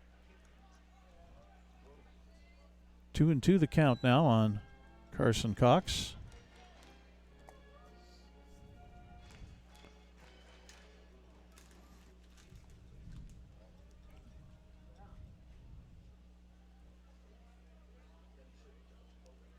Jones set and ready to deliver. 2-2. Fouled off again by Cox, and that one's onto the Bob Van Imp softball diamond to the south of this location. Part of the Gordie House Sports Complex. 2-2 the count again.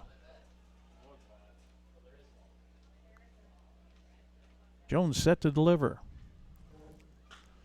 Line drive. Salinas will make the catch. Throw to first. Not in time. Kreklowitz able to dive back to the bag, as that was kind of like a humpback liner. Salinas kind of had to jump up and make the play, as there's one away now. Now it's Derek Kipke, who singled in the third inning, grounded back to the pitcher Owen Stemple last inning. Kreklowitz with a good lead, and Jones will throw over to check on him. Kipke, a latecomer to the team. 2 for 9 in the regular season, making his second appearance of the postseason. Kreklowitz goes. This one's hit up the right side, the hit and run. Salinas able to knock it down, and Kreklowitz, who had turned second, was heading for third, had to put on the brakes and come back to the bag. It's an infield single for Derek Kipke. 10th hit of the game for Regina. First and second with 2 away, and now Alex Rue, who's 2 for 2 tonight, with a run scored back last inning. Rue in the regular season was 190 with 15 runs batted in. 1 away, 2 men on. Regina threatening again in a 3-3 tie. First pitch down low, blocked by Kilshaw. Ball 1.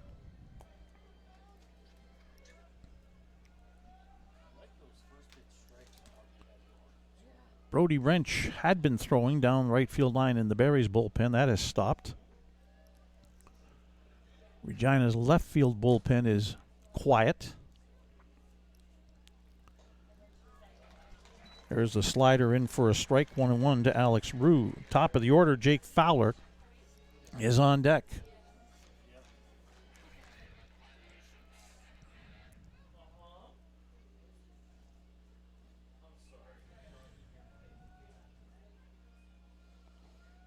One pitch. Rue hits a fly ball left field. Coming over is Nathan Houston to make the catch.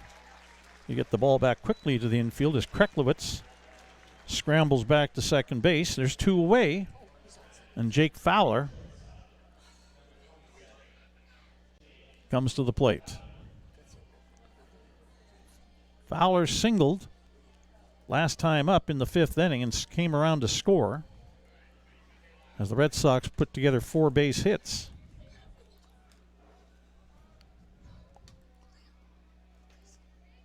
It's cooled off significantly. 19 Celsius, 66 Fahrenheit. North wind 10 kilometers per hour. First pitch to Fowler's fastball is outside, ball 1. It says mainly sunny. The sun's pretty much gone now for the night. Lights are on. It's darkness enveloping the field here.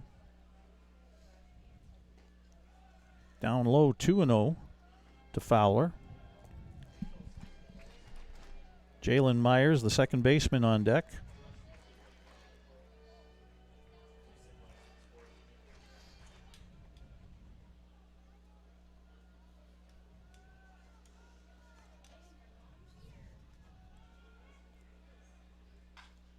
Fouled up the right field side and out of play. 2-1. Fowler from Los Alamitos, California, coming off his sophomore year at Cerritos College, or Cerritos, Cerritos. Cerritos. Right-handed hitter, 2-1 count against him from Brooks Jones. Fastball, strike 2. 2-2 the count. Deuce is wild on the top line of the scoreboard at Next Gen Patch at Cairns Field here in the top of the 6th inning. 2 runs, 2 balls, 2 strikes, 2 outs. Brooks Jones trying to get out of this.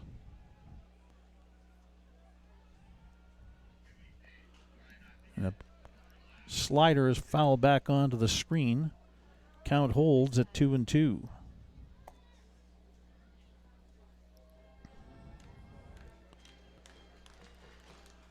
Jalen Myers on deck. He's the last man to face Jones since he came on back last inning.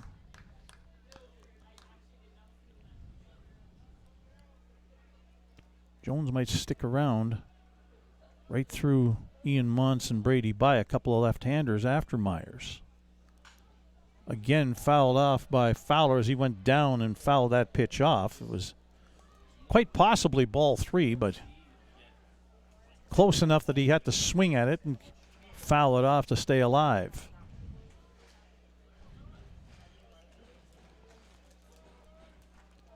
Two and two again coming up to Jake Fowler. Fastball hit back up the middle. Salinas dives, comes up with it, tries to get it to Laird. It's off a body, and everybody is safe. The runner at third holds his ground there, Kreklowitz, as once again that's a base hit. And Jalen Myers now, as out comes Dustin Mulliken, the Barry's pitching consultant, to have a chat with Brooks Jones. This is a slow walk. There's nobody warming up down the right field line. So this is Jones's guy to try and get.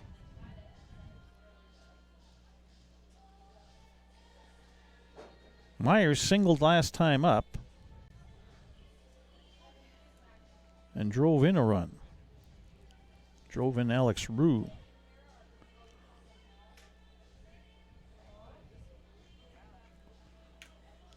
Not a lot of hard hit balls by the Red Sox. Some dinks and dunks and doinks and finding holes, falling in. But they all count. 11 hits already for the Red Sox in this game. Yet tied up at 3-3. 2 away, bases loaded here in the top of the 6th, and Myers a good hitter. 1 for 3 on the night. Swing and a miss. He was going for the downs with that swing. A slider that broke right down almost to his back foot, strike 1.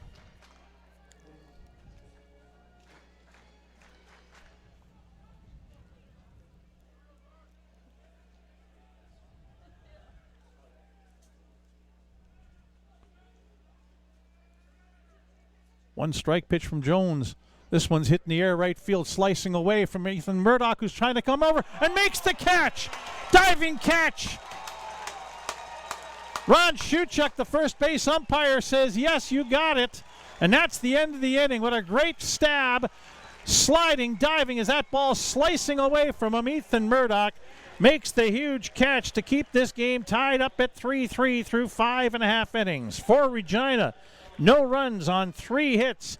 No Barry's errors. 3 runners left on base after 5.5. Tied at 3, Saskatoon and Regina. You're watching Barry's baseball on Flow College.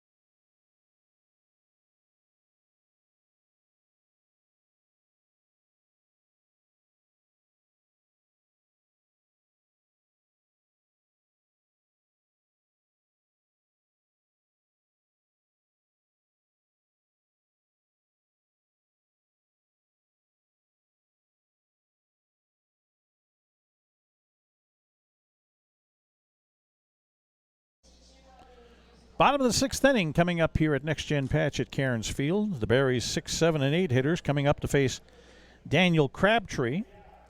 Josh Henson, first baseman, will be the leadoff man. He'll be the last new batter for Daniel Crabtree to face. Crabtree coming on with 2 away in the bottom of the 3rd inning.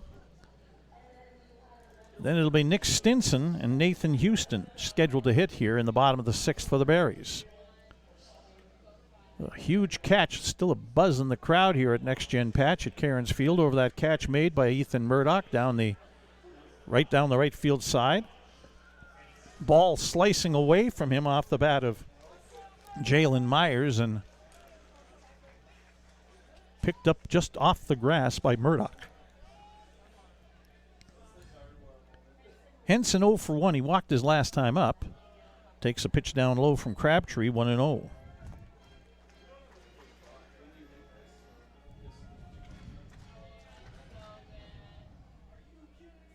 Crabtree has retired 7 in a row. Call it strike on a breaking ball, 1-1. Henson hit .316 during the regular season. Slider outside, 2-1. 11 home runs and 64 runs batted in for the product of Huntsville, Alabama. That was the 40th pitch unofficially for Crabtree. Fastball fouled off out of play, 2-2.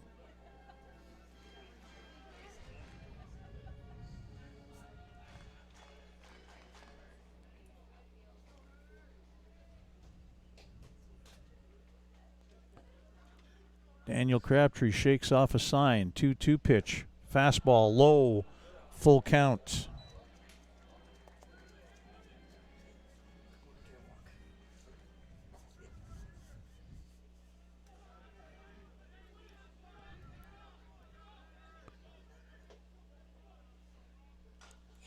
Chopped in the air.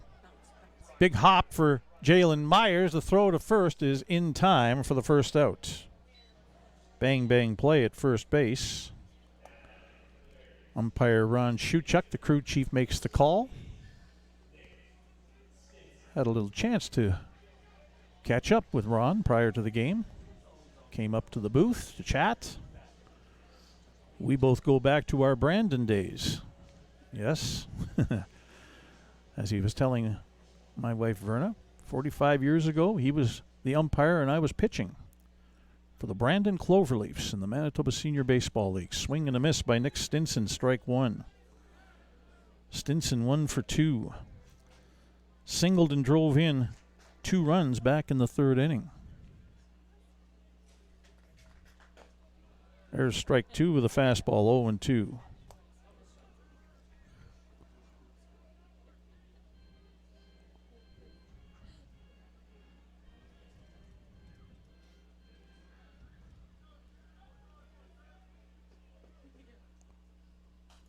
Foul back onto the screen. Stinson stays alive at 2 strikes.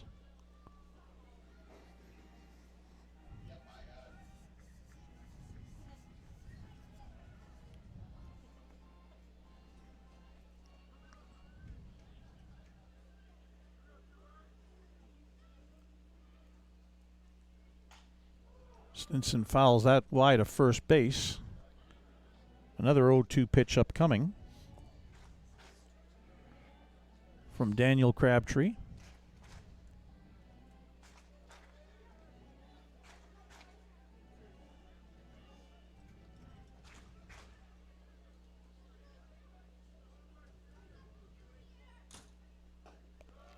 Down low, 1-2.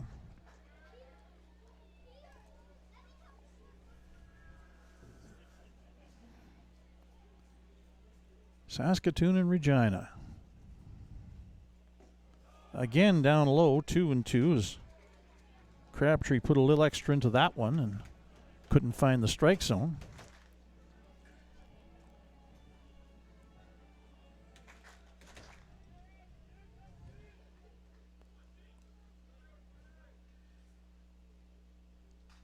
Again fouled back by Nick Stinson as he stays alive at 2-2 and is up in the pitch count on Daniel Crabtree. 8th pitch of the plate appearance coming up. Nathan Houston is the on-deck hitter. Both bullpens are quiet.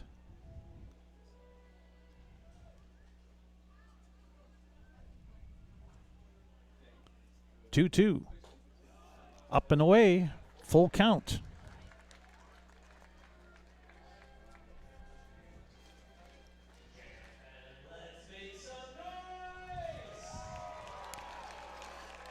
Crowd urged to make some noise here, try and get the Berries offense back and going. They've only had 5 hits, all in the first 3 innings. Full count. Hit on the ground and through into left field, a base hit. Stinson's 2 for 2. 2 for 3 now. Grounded out to first his first time up.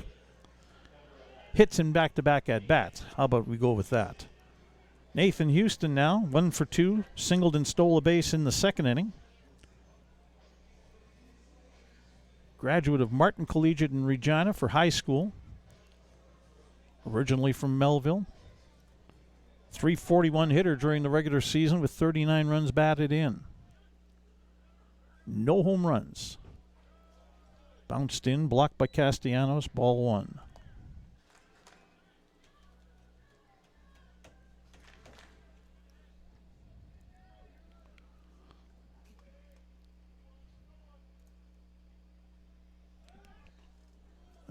Throw to first, and Carson Cox had to be nimble to make the catch on that. A little bit wide by Crabtree.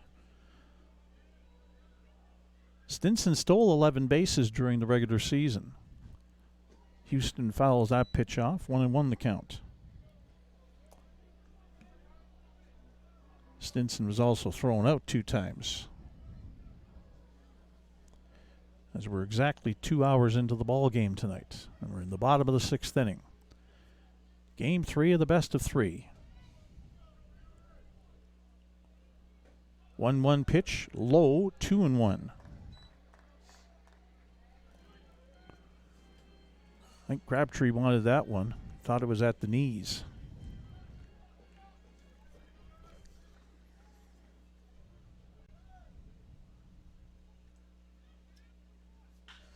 Line drive center field. That gets down for a base hit. Stinson looks at third, but is being told to hold at second base, which he does as Ian Montz gets the ball back into the infield.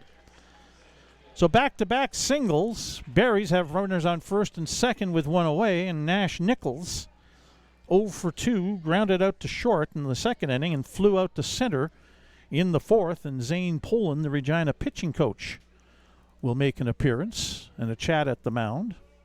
And right away, we've got some scrambling going on down the left field line as Vittorio Iacobucci quickly begins to warm up for the Regina Red Sox.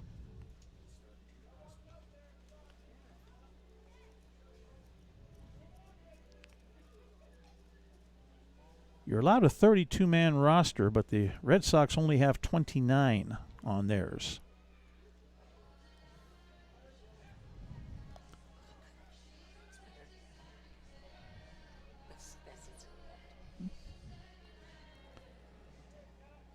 Nichols grounded to short in the second, flew out to center in the 4th, as I mentioned. A .220 hitter during the regular season with 9 home runs and 32 runs batted in.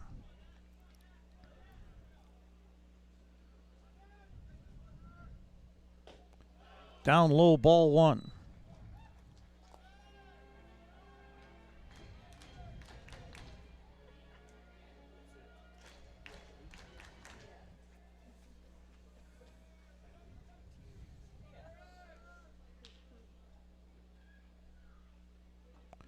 Check swing, going to be called a strike anyway. 1-1. Berries are 2 for 4 tonight with runners in scoring position. They have that situation right now with a runner at second. Breaking ball low and away, ball 2, 2-1. Top of the order, Brock Laird is on deck.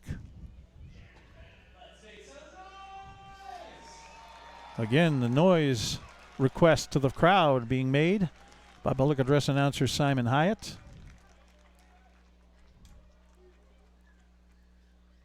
Two-one pitch in there for strike 2.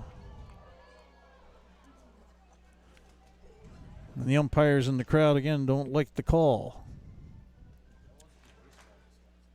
2-2 the count on Nash Nichols facing Daniel Crabtree.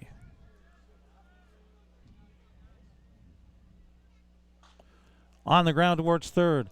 By makes the play at third but has no play elsewhere. It's a fielder's choice for the second out. Nathan Houston advances up to second base. And Stinson is eliminated at third for the second out. Laird 2 for 3. Singled in the first, singled and scored in the third, grounded out to shortstop in the fourth inning. The Berries' leadoff man in shortstop. Tasked with trying to bring home a go-ahead run here with 2 away in the bottom of the 6th inning. Little looper, it'll get down and in for a base hit. Around third and in to score is Nathan Houston, and the Berries have the lead back at 4-3. Laird looked like he got fooled on that and got just enough to muscle it over the head of the second baseman, Jalen Myers, in shallow right field. Third hit of the game for Laird, and an RBI. His third of the postseason. Nichols around to third. 4-3 Berries. And Ethan Murdoch, who's 0 for 3 and due for a hit.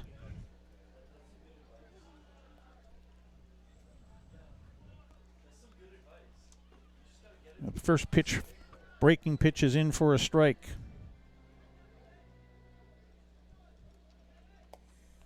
Murdoch popped out to second against Crabtree the last time he faced him back in the 4th inning. This one's on the ground. Cox knocks it down. Scrambling to the bag at first. He'll get there in time to record the third out. But the Berries go back out in front by a 4-3 score as they get a run on 3 hits. There were no Regina errors and 2 runners left on base. We have played 6 here tonight at Next Gen Patch in Cairns Field. It is Saskatoon 4, Regina 3. You're watching Berries baseball on Flow College.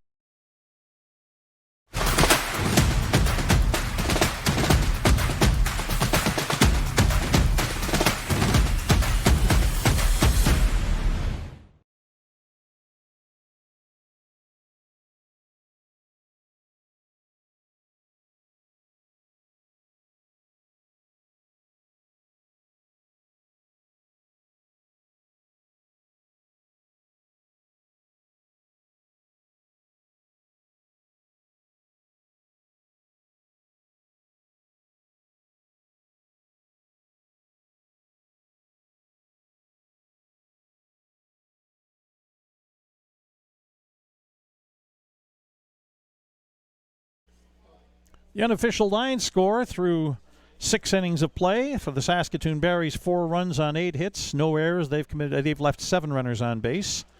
For the Regina Red Sox, 3 runs on 11 hits. They've committed no errors, and they've left 8 runners on base. As we head to the top of the 7th inning, Brooks Jones back out to pitch for the Berries. Wesley Shackelford starts warming up down the right field line.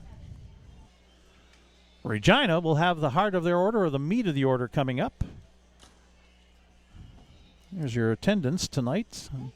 1,627 for Game 3, and that's pretty decent considering nobody really knew that there would be a Game 3 for sure tonight. Didn't find that out until last night, and a lot of folks show up for a deciding game. Ian Montz, Brady Bye, and Daniel Castellanos for Regina here in the top of the 7th inning. Berries up 4-3. Lefty Jones to face lefty Montz, who struck out against Jones back in the 5th inning.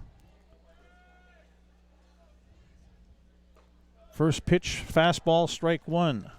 Montz looks back at the home plate umpire, Kevin Manzuk, and says, "Oh, okay."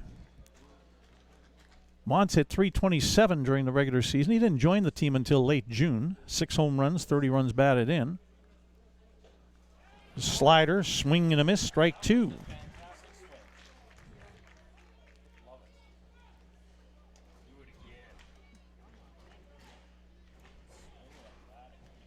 Montz had 4 home runs in the postseason last year. 2-strike fastball, down low, 1-2.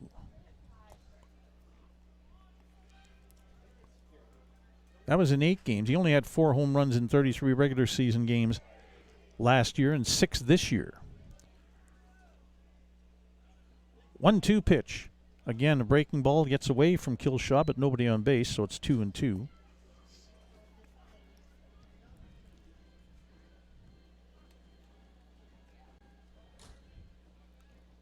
Montz from Lafayette, Louisiana, coming off his senior year at Louisiana State Shreveport campus. Brooks Jones with a 2-2 pitch to Ian Montz. Fastball. That's fouled off down the left field side and just over top of the party patio, and then bounces up into the parking lot. Foul count holds at 2-2.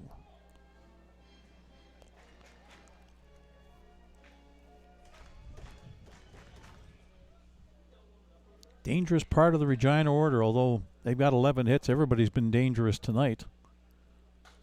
Again, fouled off by Montz, this time into the parking lot.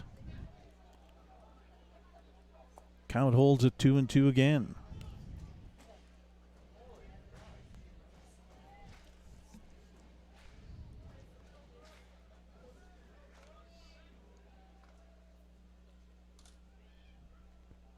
Two pitch from Jones. Slider, called strike 3, and Montz knew it. He wasn't expecting it and knew it as soon as it went into the catcher's glove. Second strikeout for Jones, both of them against Ian Montz, one away here in the top of the 7th inning. As Brady By comes up, 2 for 2, and reached on a catcher's interference. He's been on all 3 times tonight. Dangerous left-handed hitter, the cleanup man. First pitch swinging on the ground. Jumps up, hits Josh Hentz, and he'll throw it over to Brooks Jones covering first. And that's the second out. Jones and the Berries will take the 1 pitch out like that. Brooks Jones was first pitch to Daniel Castellanos, will be his 45th pitch unofficially. Castellanos 0 for 2 with a sacrifice fly in the 4th inning.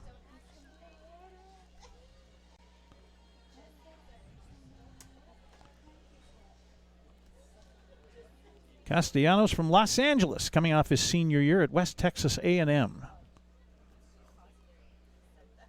First pitch slider inside, ball 1.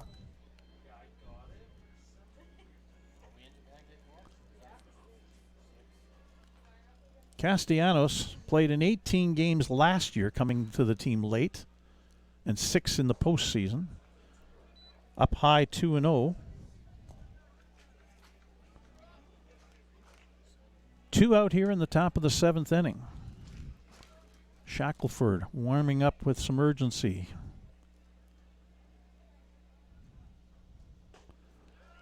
Fastball on the inside corner, strike 1. I would not be surprised to see Wesley Shackelford come on in the 8th inning for the Berries.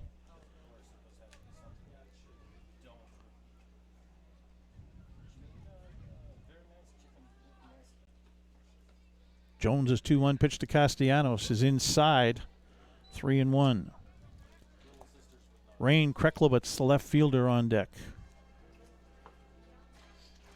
Throwing down the left field line in the Regina bullpen has stopped for the moment as they watch to see what goes on here.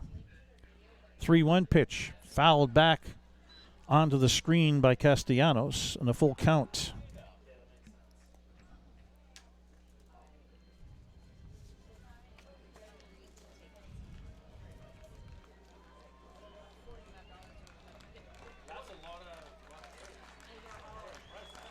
Fans clapping, trying to help Brooks Jones and the Berries get off the field. 3-2 pitch, fouled off again. This one is going to be on the Bob Van Imp Softball Park diamond. Over top of the first base bleachers. Some new baseballs brought out for home plate umpire Kevin Manzik.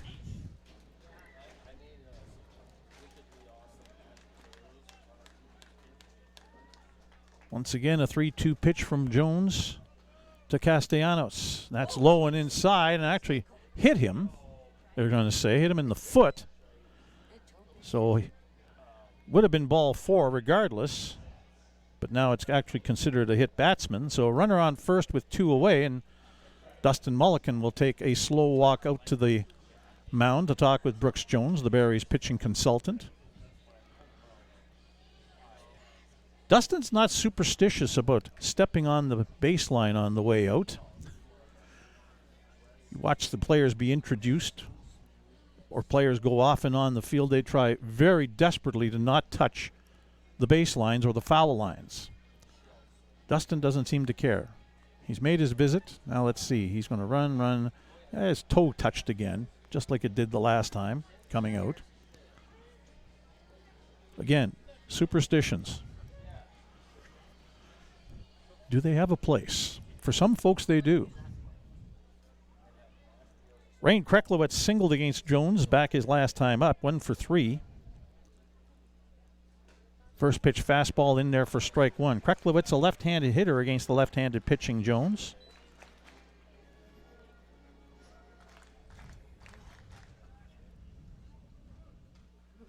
Runner at first is Castellanos. That gets away from Killshot to the backstop. Count is 1-1, and now there's a runner in scoring position at second in Castellanos.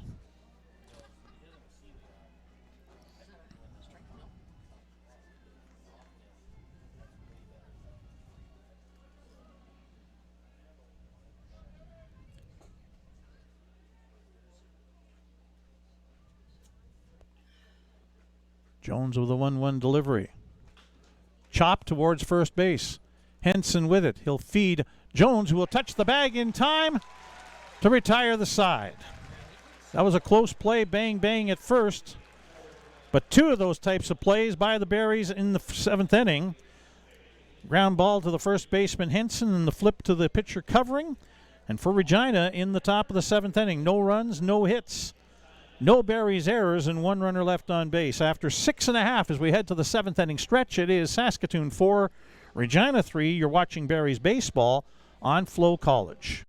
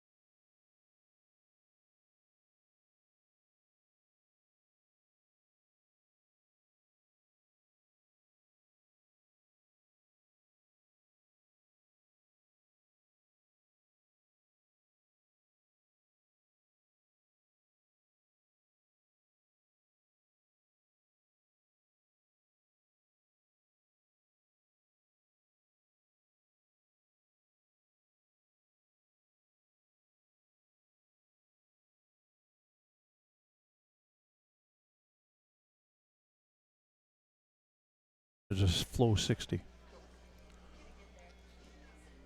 Back for the bottom of the seventh inning now. The meat of the Berries order comes up with a 4-3 lead and facing Daniel Crabtree. Second baseman Giles Salinas, third baseman Mason Rell, and catcher Aiden Killshaw. Crabtree unofficially has thrown 53 pitches through 3 1/3 innings.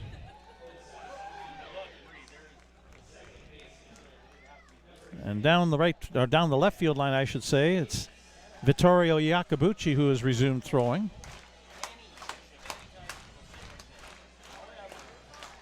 Berries with a 1-run lead here in Game 3 of the best of 3 East Division semifinal. Again, the winner advances to face the Moose Jaw Miller Express. The series will start on Tuesday night at Ross Wells Park in Moose Jaw. Which of these teams will get there? Whoa! That caught Salinas on the shoulder, on the backside of the shoulder.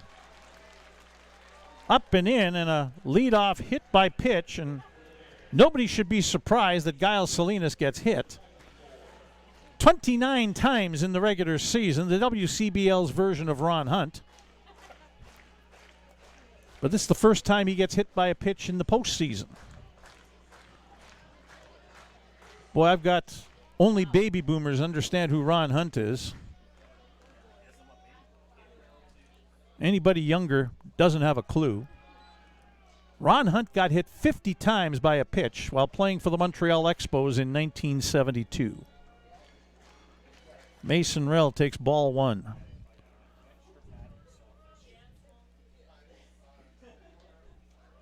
Called strike, 1-1. Rell 0 for 1 has walked twice and scored a run.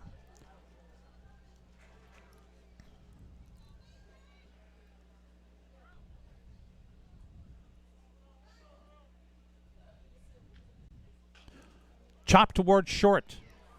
Taken there. Only play is going to be to first, and it's not in time. Fowler double clutched after he fielded the ball, and Rell hustling down the line beats it out. Salinas to second, and that is a hit for Mason Rell. And now I think that's going to be all for Daniel Crabtree. We're going to get a pitching change. With nobody out in the bottom of the 7th inning, Crabtree's night is done. It's going to be Vittorio Iacobucci coming on.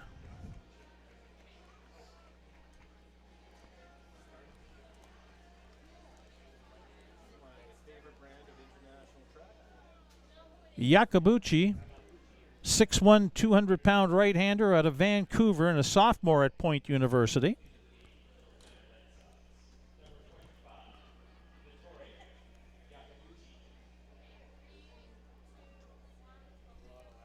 Don't think he pitched in game 1. He did not, and he did not pitch last night. So let's go back into the season for Vittorio Iacobucci and see what he did this year. Let's see. There he is. A win and a loss with 2 saves, a 4.82 earned run average. Iacobucci made 12 appearances, 18 2/3 innings pitched. He gave up 13 hits, 12 runs, 10 of them earned, struck out 13, and walked 16.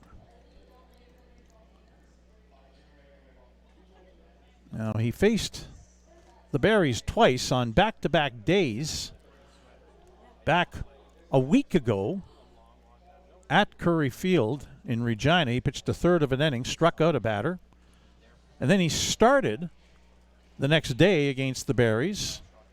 Here at Next Gen Patch at Cairns Field, pitched 4 innings, allowed 3 hits, 4 runs, 3 of them earned.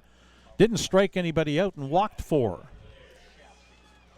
He comes on to face catcher Aiden Kilshaw with runners on first and second and nobody out.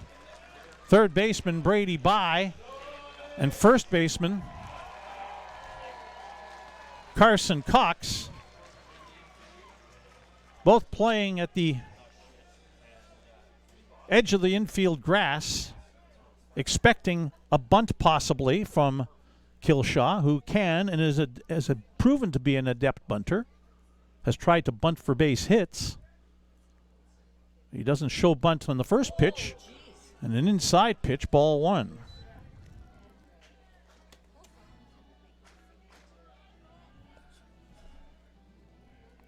Crabtree, 3 1/3 innings pitched tonight in relief for Regina.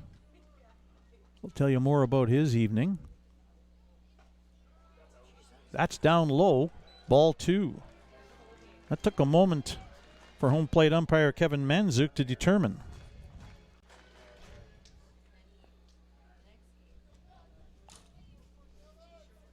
Crabtree gave up 5 hits and is still responsible for the 2 men on base. 2-0. Kilshaw on the ground. Big hop for Myers at second. On to first. An in-time double play. Kilshaw thought he had beaten out the relay, but first base umpire Ron Shuchuk punches him out. So there's 2 away, and Giles Salinas is on third base.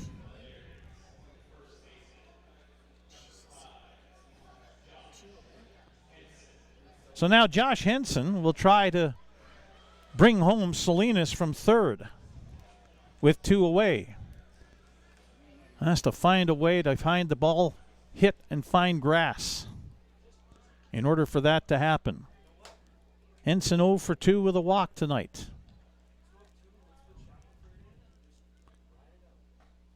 First pitch strike on the inside corner.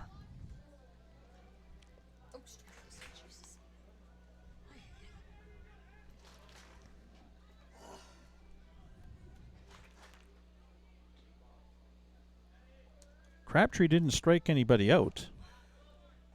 There's ball one. 1-1 to Henson. He at one point had retired 8 in a row. Didn't walk anybody, but hit the batter to lead off the inning, and that's person's on third base.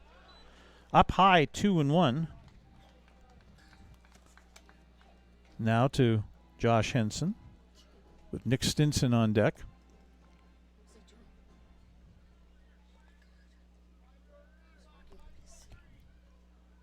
Two and one pitch. Henson hits it in the air, left center field. Over and making the catch is Rain Kreklowitz to retire the side. For the Berries, in the bottom of the 7th inning, no runs, 1 hit. There were no Regina errors and 1 runner left on base. After 7, it is 4-3. Saskatoon with the lead as you're watching Berries baseball on Flow College. For more than 25 years, we've been there, helping Canadians find the extra space they need to grow and to create new memories. Access Storage. Try 4 weeks free. Details at accessstorage.ca.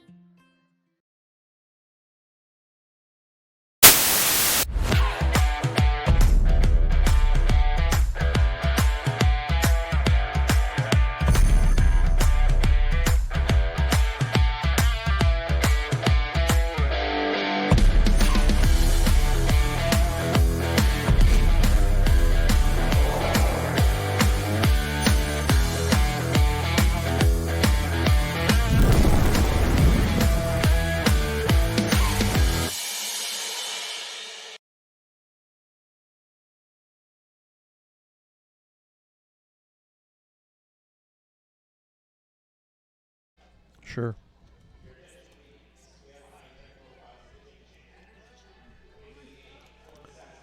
All right, Wesley Shackelford comes on now for the Berries to pitch. 4th pitcher of the night for Joe Carnahan, Ryan Olcheway, and Dustin Mulliken. Shackelford was the winning pitcher in Game 1 here at Next Gen Patch, pitching 3 innings, striking out 6, allowing just 1 hit. Odessa, Texas. He played college ball for Odessa College. He's from Belleville, Texas, coming off his freshman year at Odessa College. And then the top of the 8th inning, he'll face the bottom third of the Regina order. Carson Cox, first baseman, DH Derek Kipke, and right fielder Alex Rue. Cox 0 for 3 tonight. Shackelford with the full windup, and the first pitch hits Cox, and that's not a great start. Shackelford throwing a changeup that catches him in the left shoulder. So the leadoff man is on for Regina. The tying run is on base, and Derek Kipke, who's 2 for 3. Couple of singles. And ground ball back to the pitcher, or at least a tapper back to the pitcher.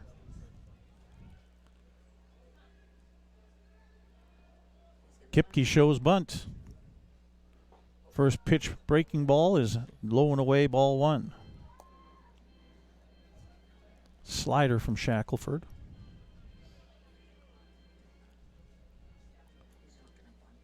Colin Plain is starting to warm up down the right field line for the Berries. Again, Kipke starts to show bunt. Now pulls it back and takes a strike, 1-1. Mason Rell was about 30 feet in towards home plate on that.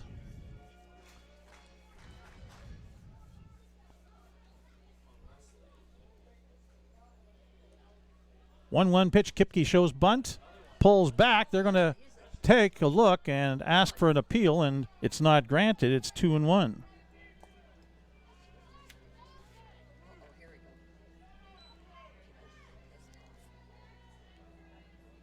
Barry's thought he had offered at that. Kipke from Peoria, Arizona, coming off his junior year at Arizona Christian University. 2-1 count again. Shows bunt. Takes the pitch down low. It's 3-1. Alex Rue, the right fielder, is on deck.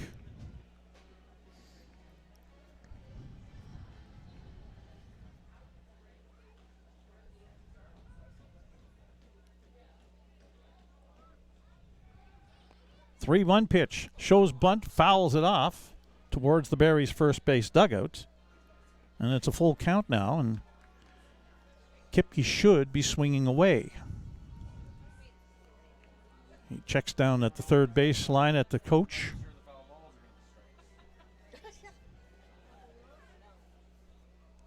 See what the sign is.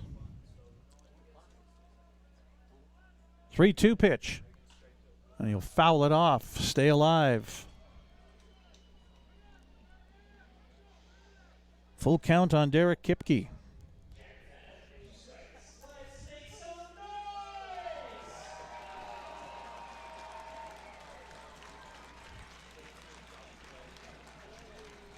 Shackelford ready for the 3-2 pitch. Fastball, and it's ball 4. Killshot thought they had strike 3. Not so, says Kevin Manzuk, the home plate umpire. First and second now, nobody out. And Alex Rue, and you have to think that Rue might be looking to bunt here. Tying run at second, go ahead run at first for Regina here in the top of the 8th.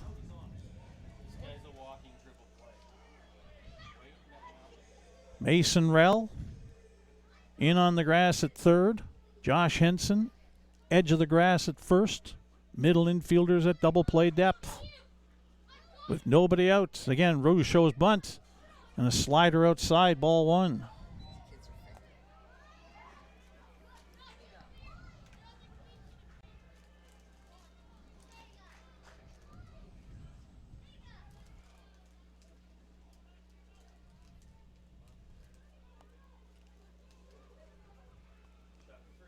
Shackelford's 1-0 pitch upcoming to Rue, who shows bunt. Pulls the bunt bat back and takes a strike, 1-1. Shackelford can send that fastball up there 88 to 91 miles an hour.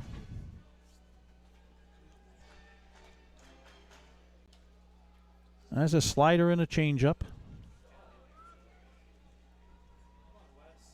1-1 the count. Bunted foul towards the first base Barry's dugout, and now Rue is behind 1-2. He's 2 for 3 tonight. Singled, stole a base in the third, singled and scored in the 5th inning. Flew out to left in the 6th. Top of the order, Jake Fowler on deck for Regina.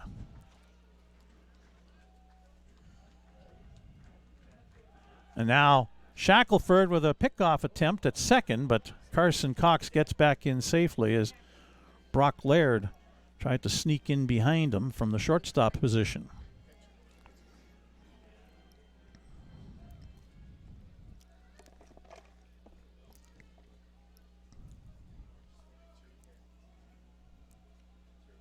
One and two the count on Rue. Swing and a miss, strike 3. Big strikeout for Shackelford and the Berries. Get the first out. Now Jake Fowler, who singled his last 2 times up, 2 for 4. Scored a run in the 5th inning.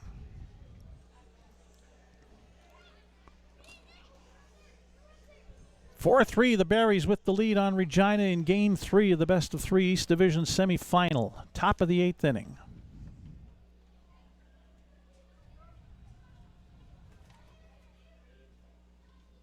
Slider, strike 1.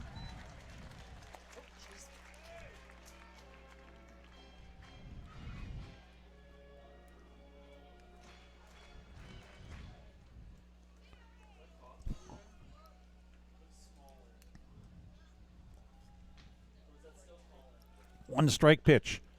Hit in the air, right field. Ethan Murdoch comes on, will make the catch. Cox will hold his spot at second. And there's 2 away, and Jalen Myers now coming to the plate, the second baseman who's 1 for 4 tonight. If you can feel a chill in my voice as I'm talking, it's because it's cooled off. 15 degrees Celsius, 59 Fahrenheit under mainly clear skies. Northeast wind 10 kilometers per hour. 6-7 miles per hour, so no factor at all. Myers looking to be a factor here right now for Regina. Slider in there for strike 1.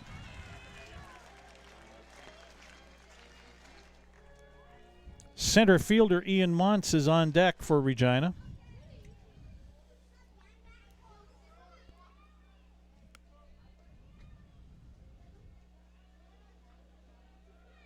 Wesley Shackelford's 1 strike pitch. Fouled off by Myers. That change up that time, and it's 2 strikes now. Public address announcer Simon Hyatt trying to get the fans riled up.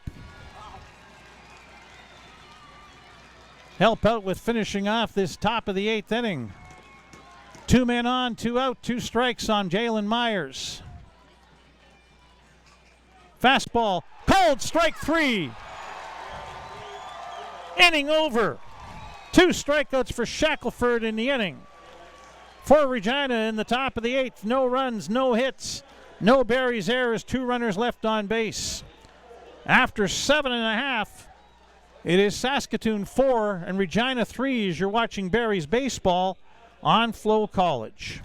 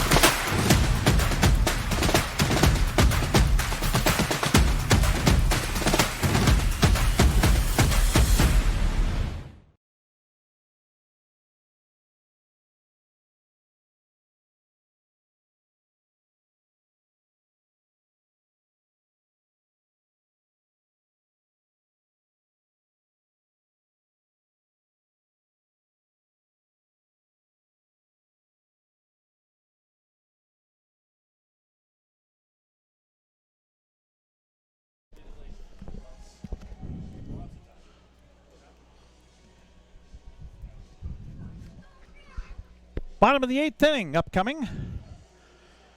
Red Sox holding a meeting on the mound before the first pitch is to be thrown. Vittorio Iacobucci to face the bottom 3rd of the Barry's order here in the bottom of the 8th. It's Nick Stinson, the DH. Left fielder Nathan Houston and center fielder Nash Nichols.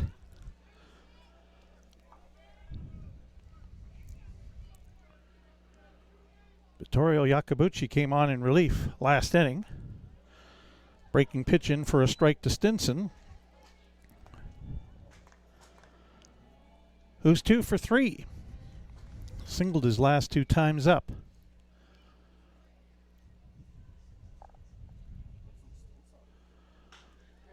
Well hit to right field, and you can kiss that baby goodbye. Home run, Nick Stinson.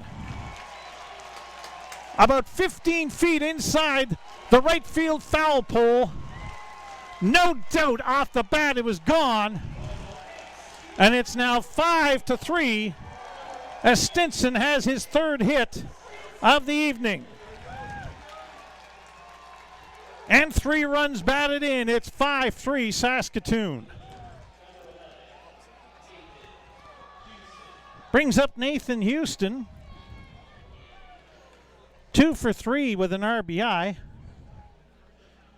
And here comes Zane Poland, the pitching coach, out to chat with Yakabuchi. Down the left field line, there is action in the Regina bullpen. That's David Gordon, who's warming up.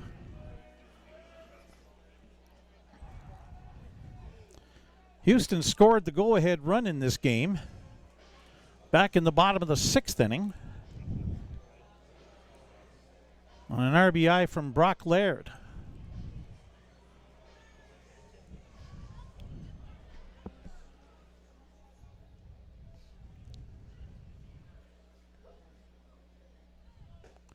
First pitch down low to Houston, 1-0.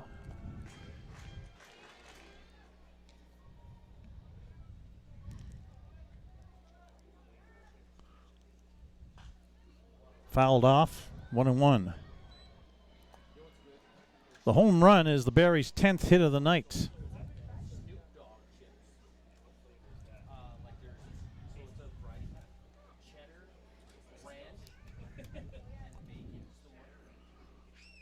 And again, foul ball by Houston. This one back to the screen, 1-2.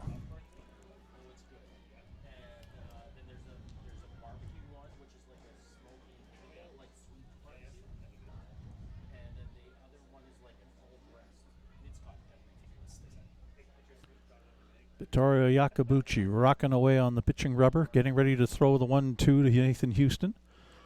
That hits right on the plate and bounces away to the screen, 2-2.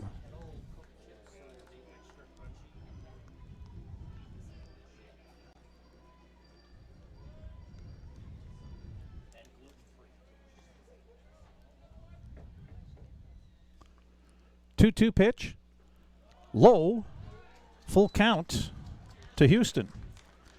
Nash Nichols, the center fielder, is on deck.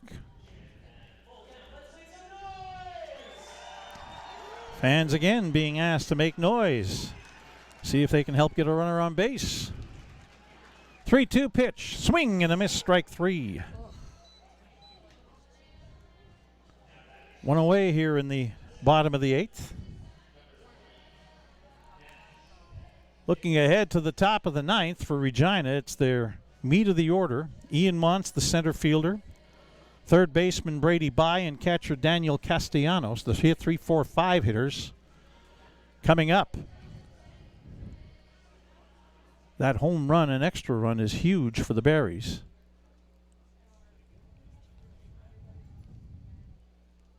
Swing and a miss by Nichols at the first pitch, strike 1.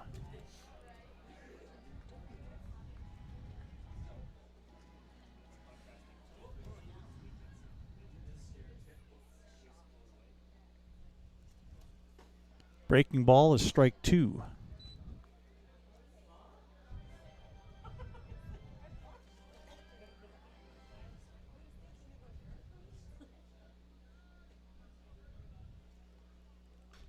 Fouled off at the plate. Nichols stays alive at 2 strikes.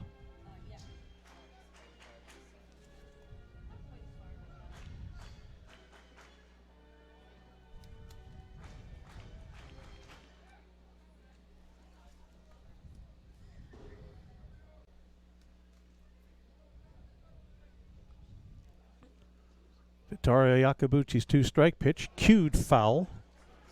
Nichols stays alive, 2-strike count against him. Brock Laird is on deck, the Berries shortstop.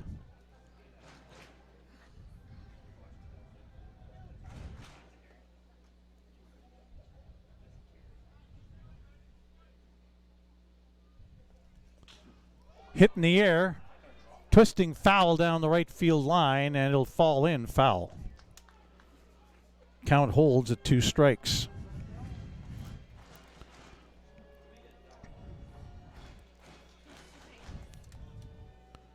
Nichols 0 for 3 in the game. Bounced into a fielder's choice back in the 6th inning, beat it out, which allowed Laird to come up and drive in Nathan Houston with the go-ahead run.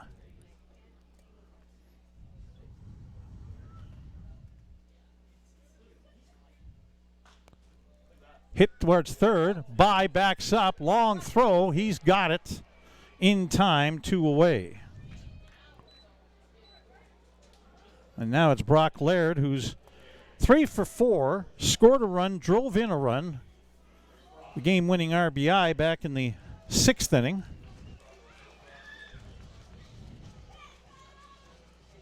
Got just enough of the ball to put it over the head of the second baseman, Jalen Myers, and bring in Houston with the go-ahead run.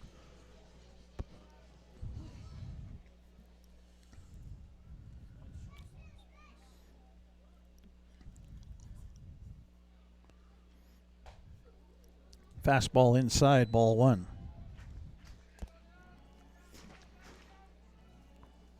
There's nothing going on in the Berries right field bullpen. It'll be Wesley Shackelford coming out for the 9th inning to pitch for the Berries. Try and clamp this one down and get the team on to the East Division final against Moose Jaw. 2 balls and no strikes as that last pitch to Laird was up high.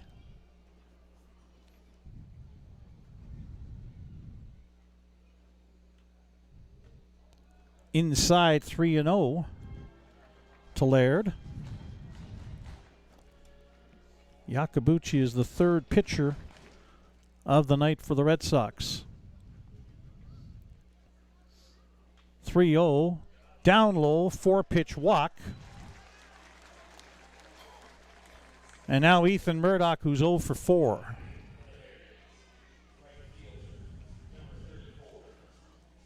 I would love to make something happen here right about now.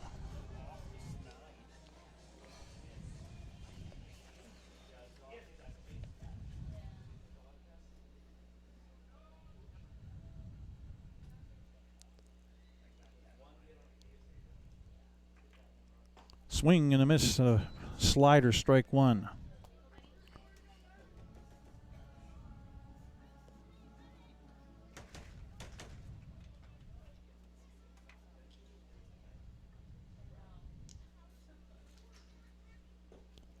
Low and away with a breaking ball, 1-1.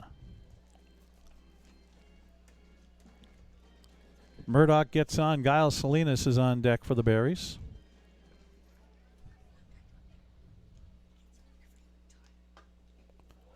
Low, 2-1.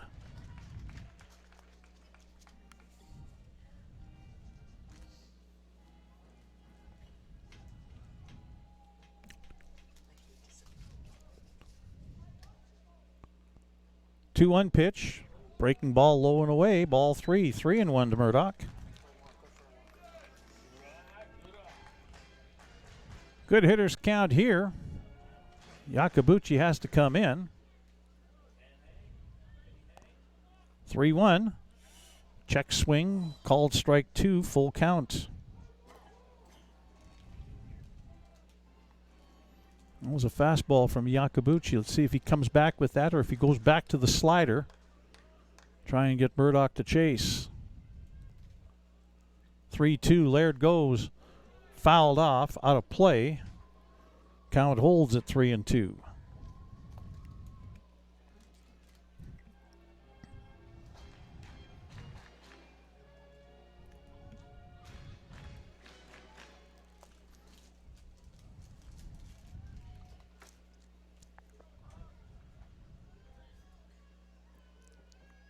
Laird again goes, swing and a miss, Murdoch, and that's the end of the inning. Couple of strikeouts for Iacobucci here in the bottom of the 8th.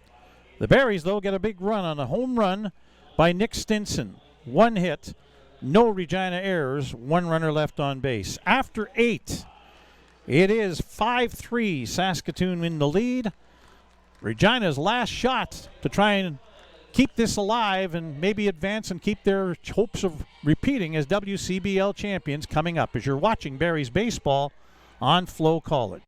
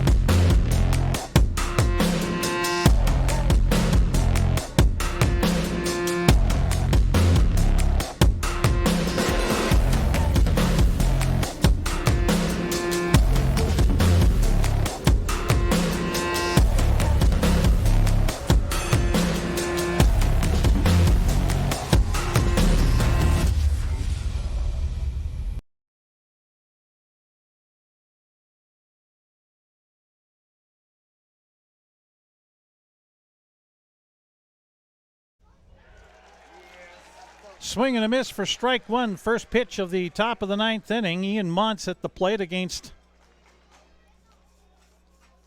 Wesley Shackelford. Fouled off into the third base bleachers. Shackelford ahead, 2 strikes on Montz, who's 1 for 4 tonight. Singled and scored in the fourth inning and has struck out the other 3 times. Fouled back again. This time onto the screen in behind home plate. Count holds at 2 strikes. Montz, Brady Bai, and Daniel Castellanos.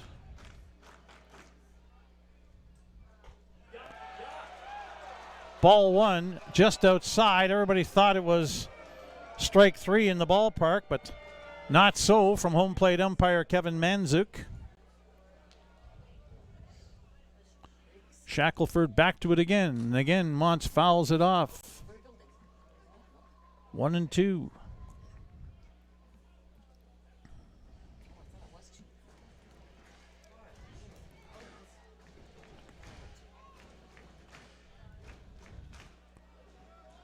Again, 1-2. This one's bounced in with a slider. 1-2, or 2-2 now the count on Ian Montz. Aidan Kilshaw with a word of encouragement as he tosses the ball back.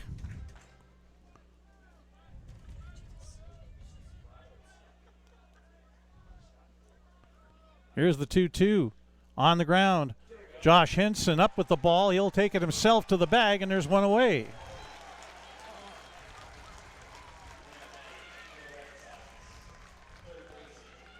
Brady Bai now. Dangerous hitter.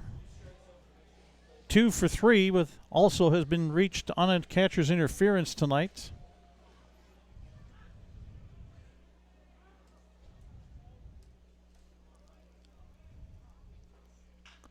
First pitch swinging on the ground. Again, Henson with it. He'll win the race to the bag, and there's 2 away.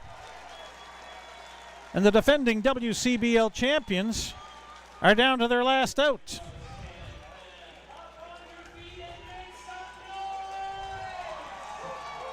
Fans rise here at Next Gen Patch at Cairns Field, anticipating that their team is on the verge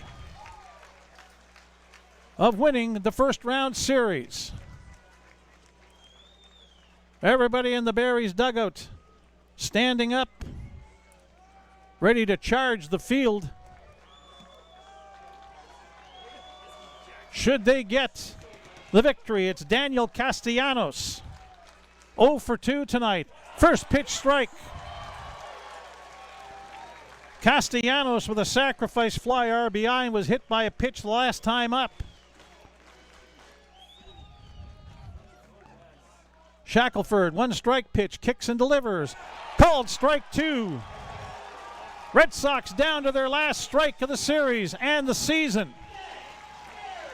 Berries players urging the fans to cheer. Here's the 2 strike pitch. Fastball, no, upstairs, ball 1. Fans were hoping for a 3-pitch strikeout. They don't get it.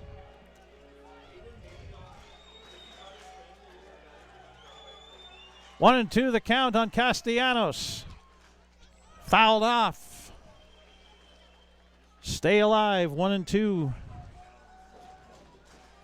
Rain Kreklowitz, the left fielder, is on deck.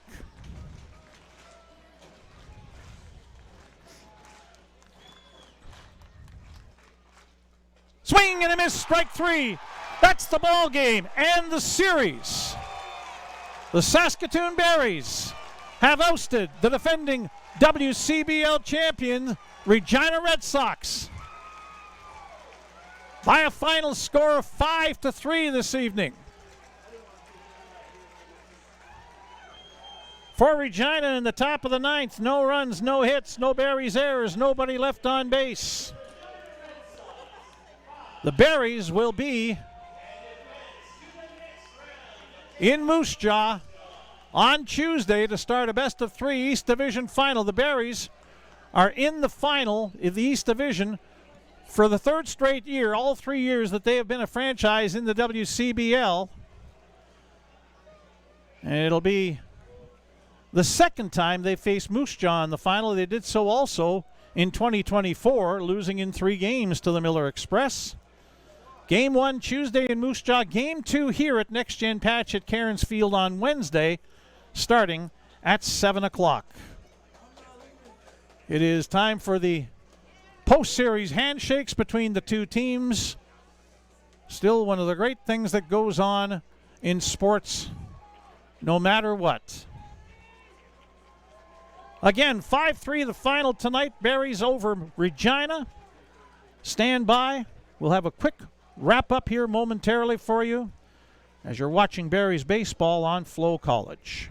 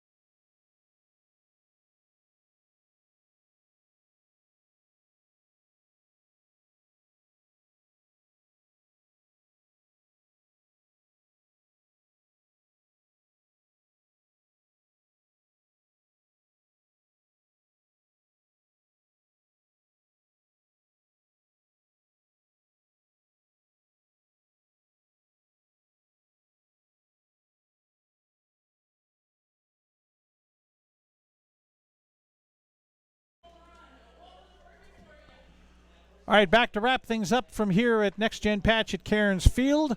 A Sunday evening, the Berries defeat the Regina Red Sox by a final score of 5-3 on the line score for the Saskatoon.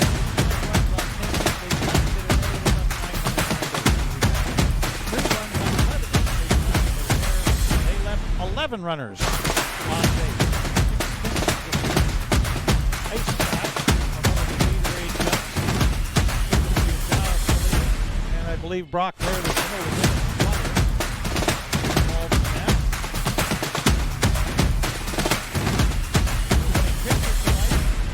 is Brooks Jones in the lead. Wesley Shackelford with the save. Is Daniel Crabtree in the lead for Regina.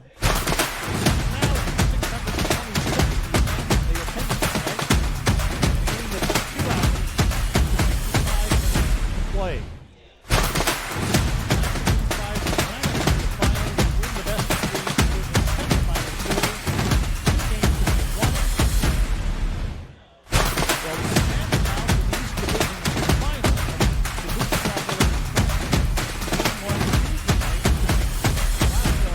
Game 2 is Wednesday.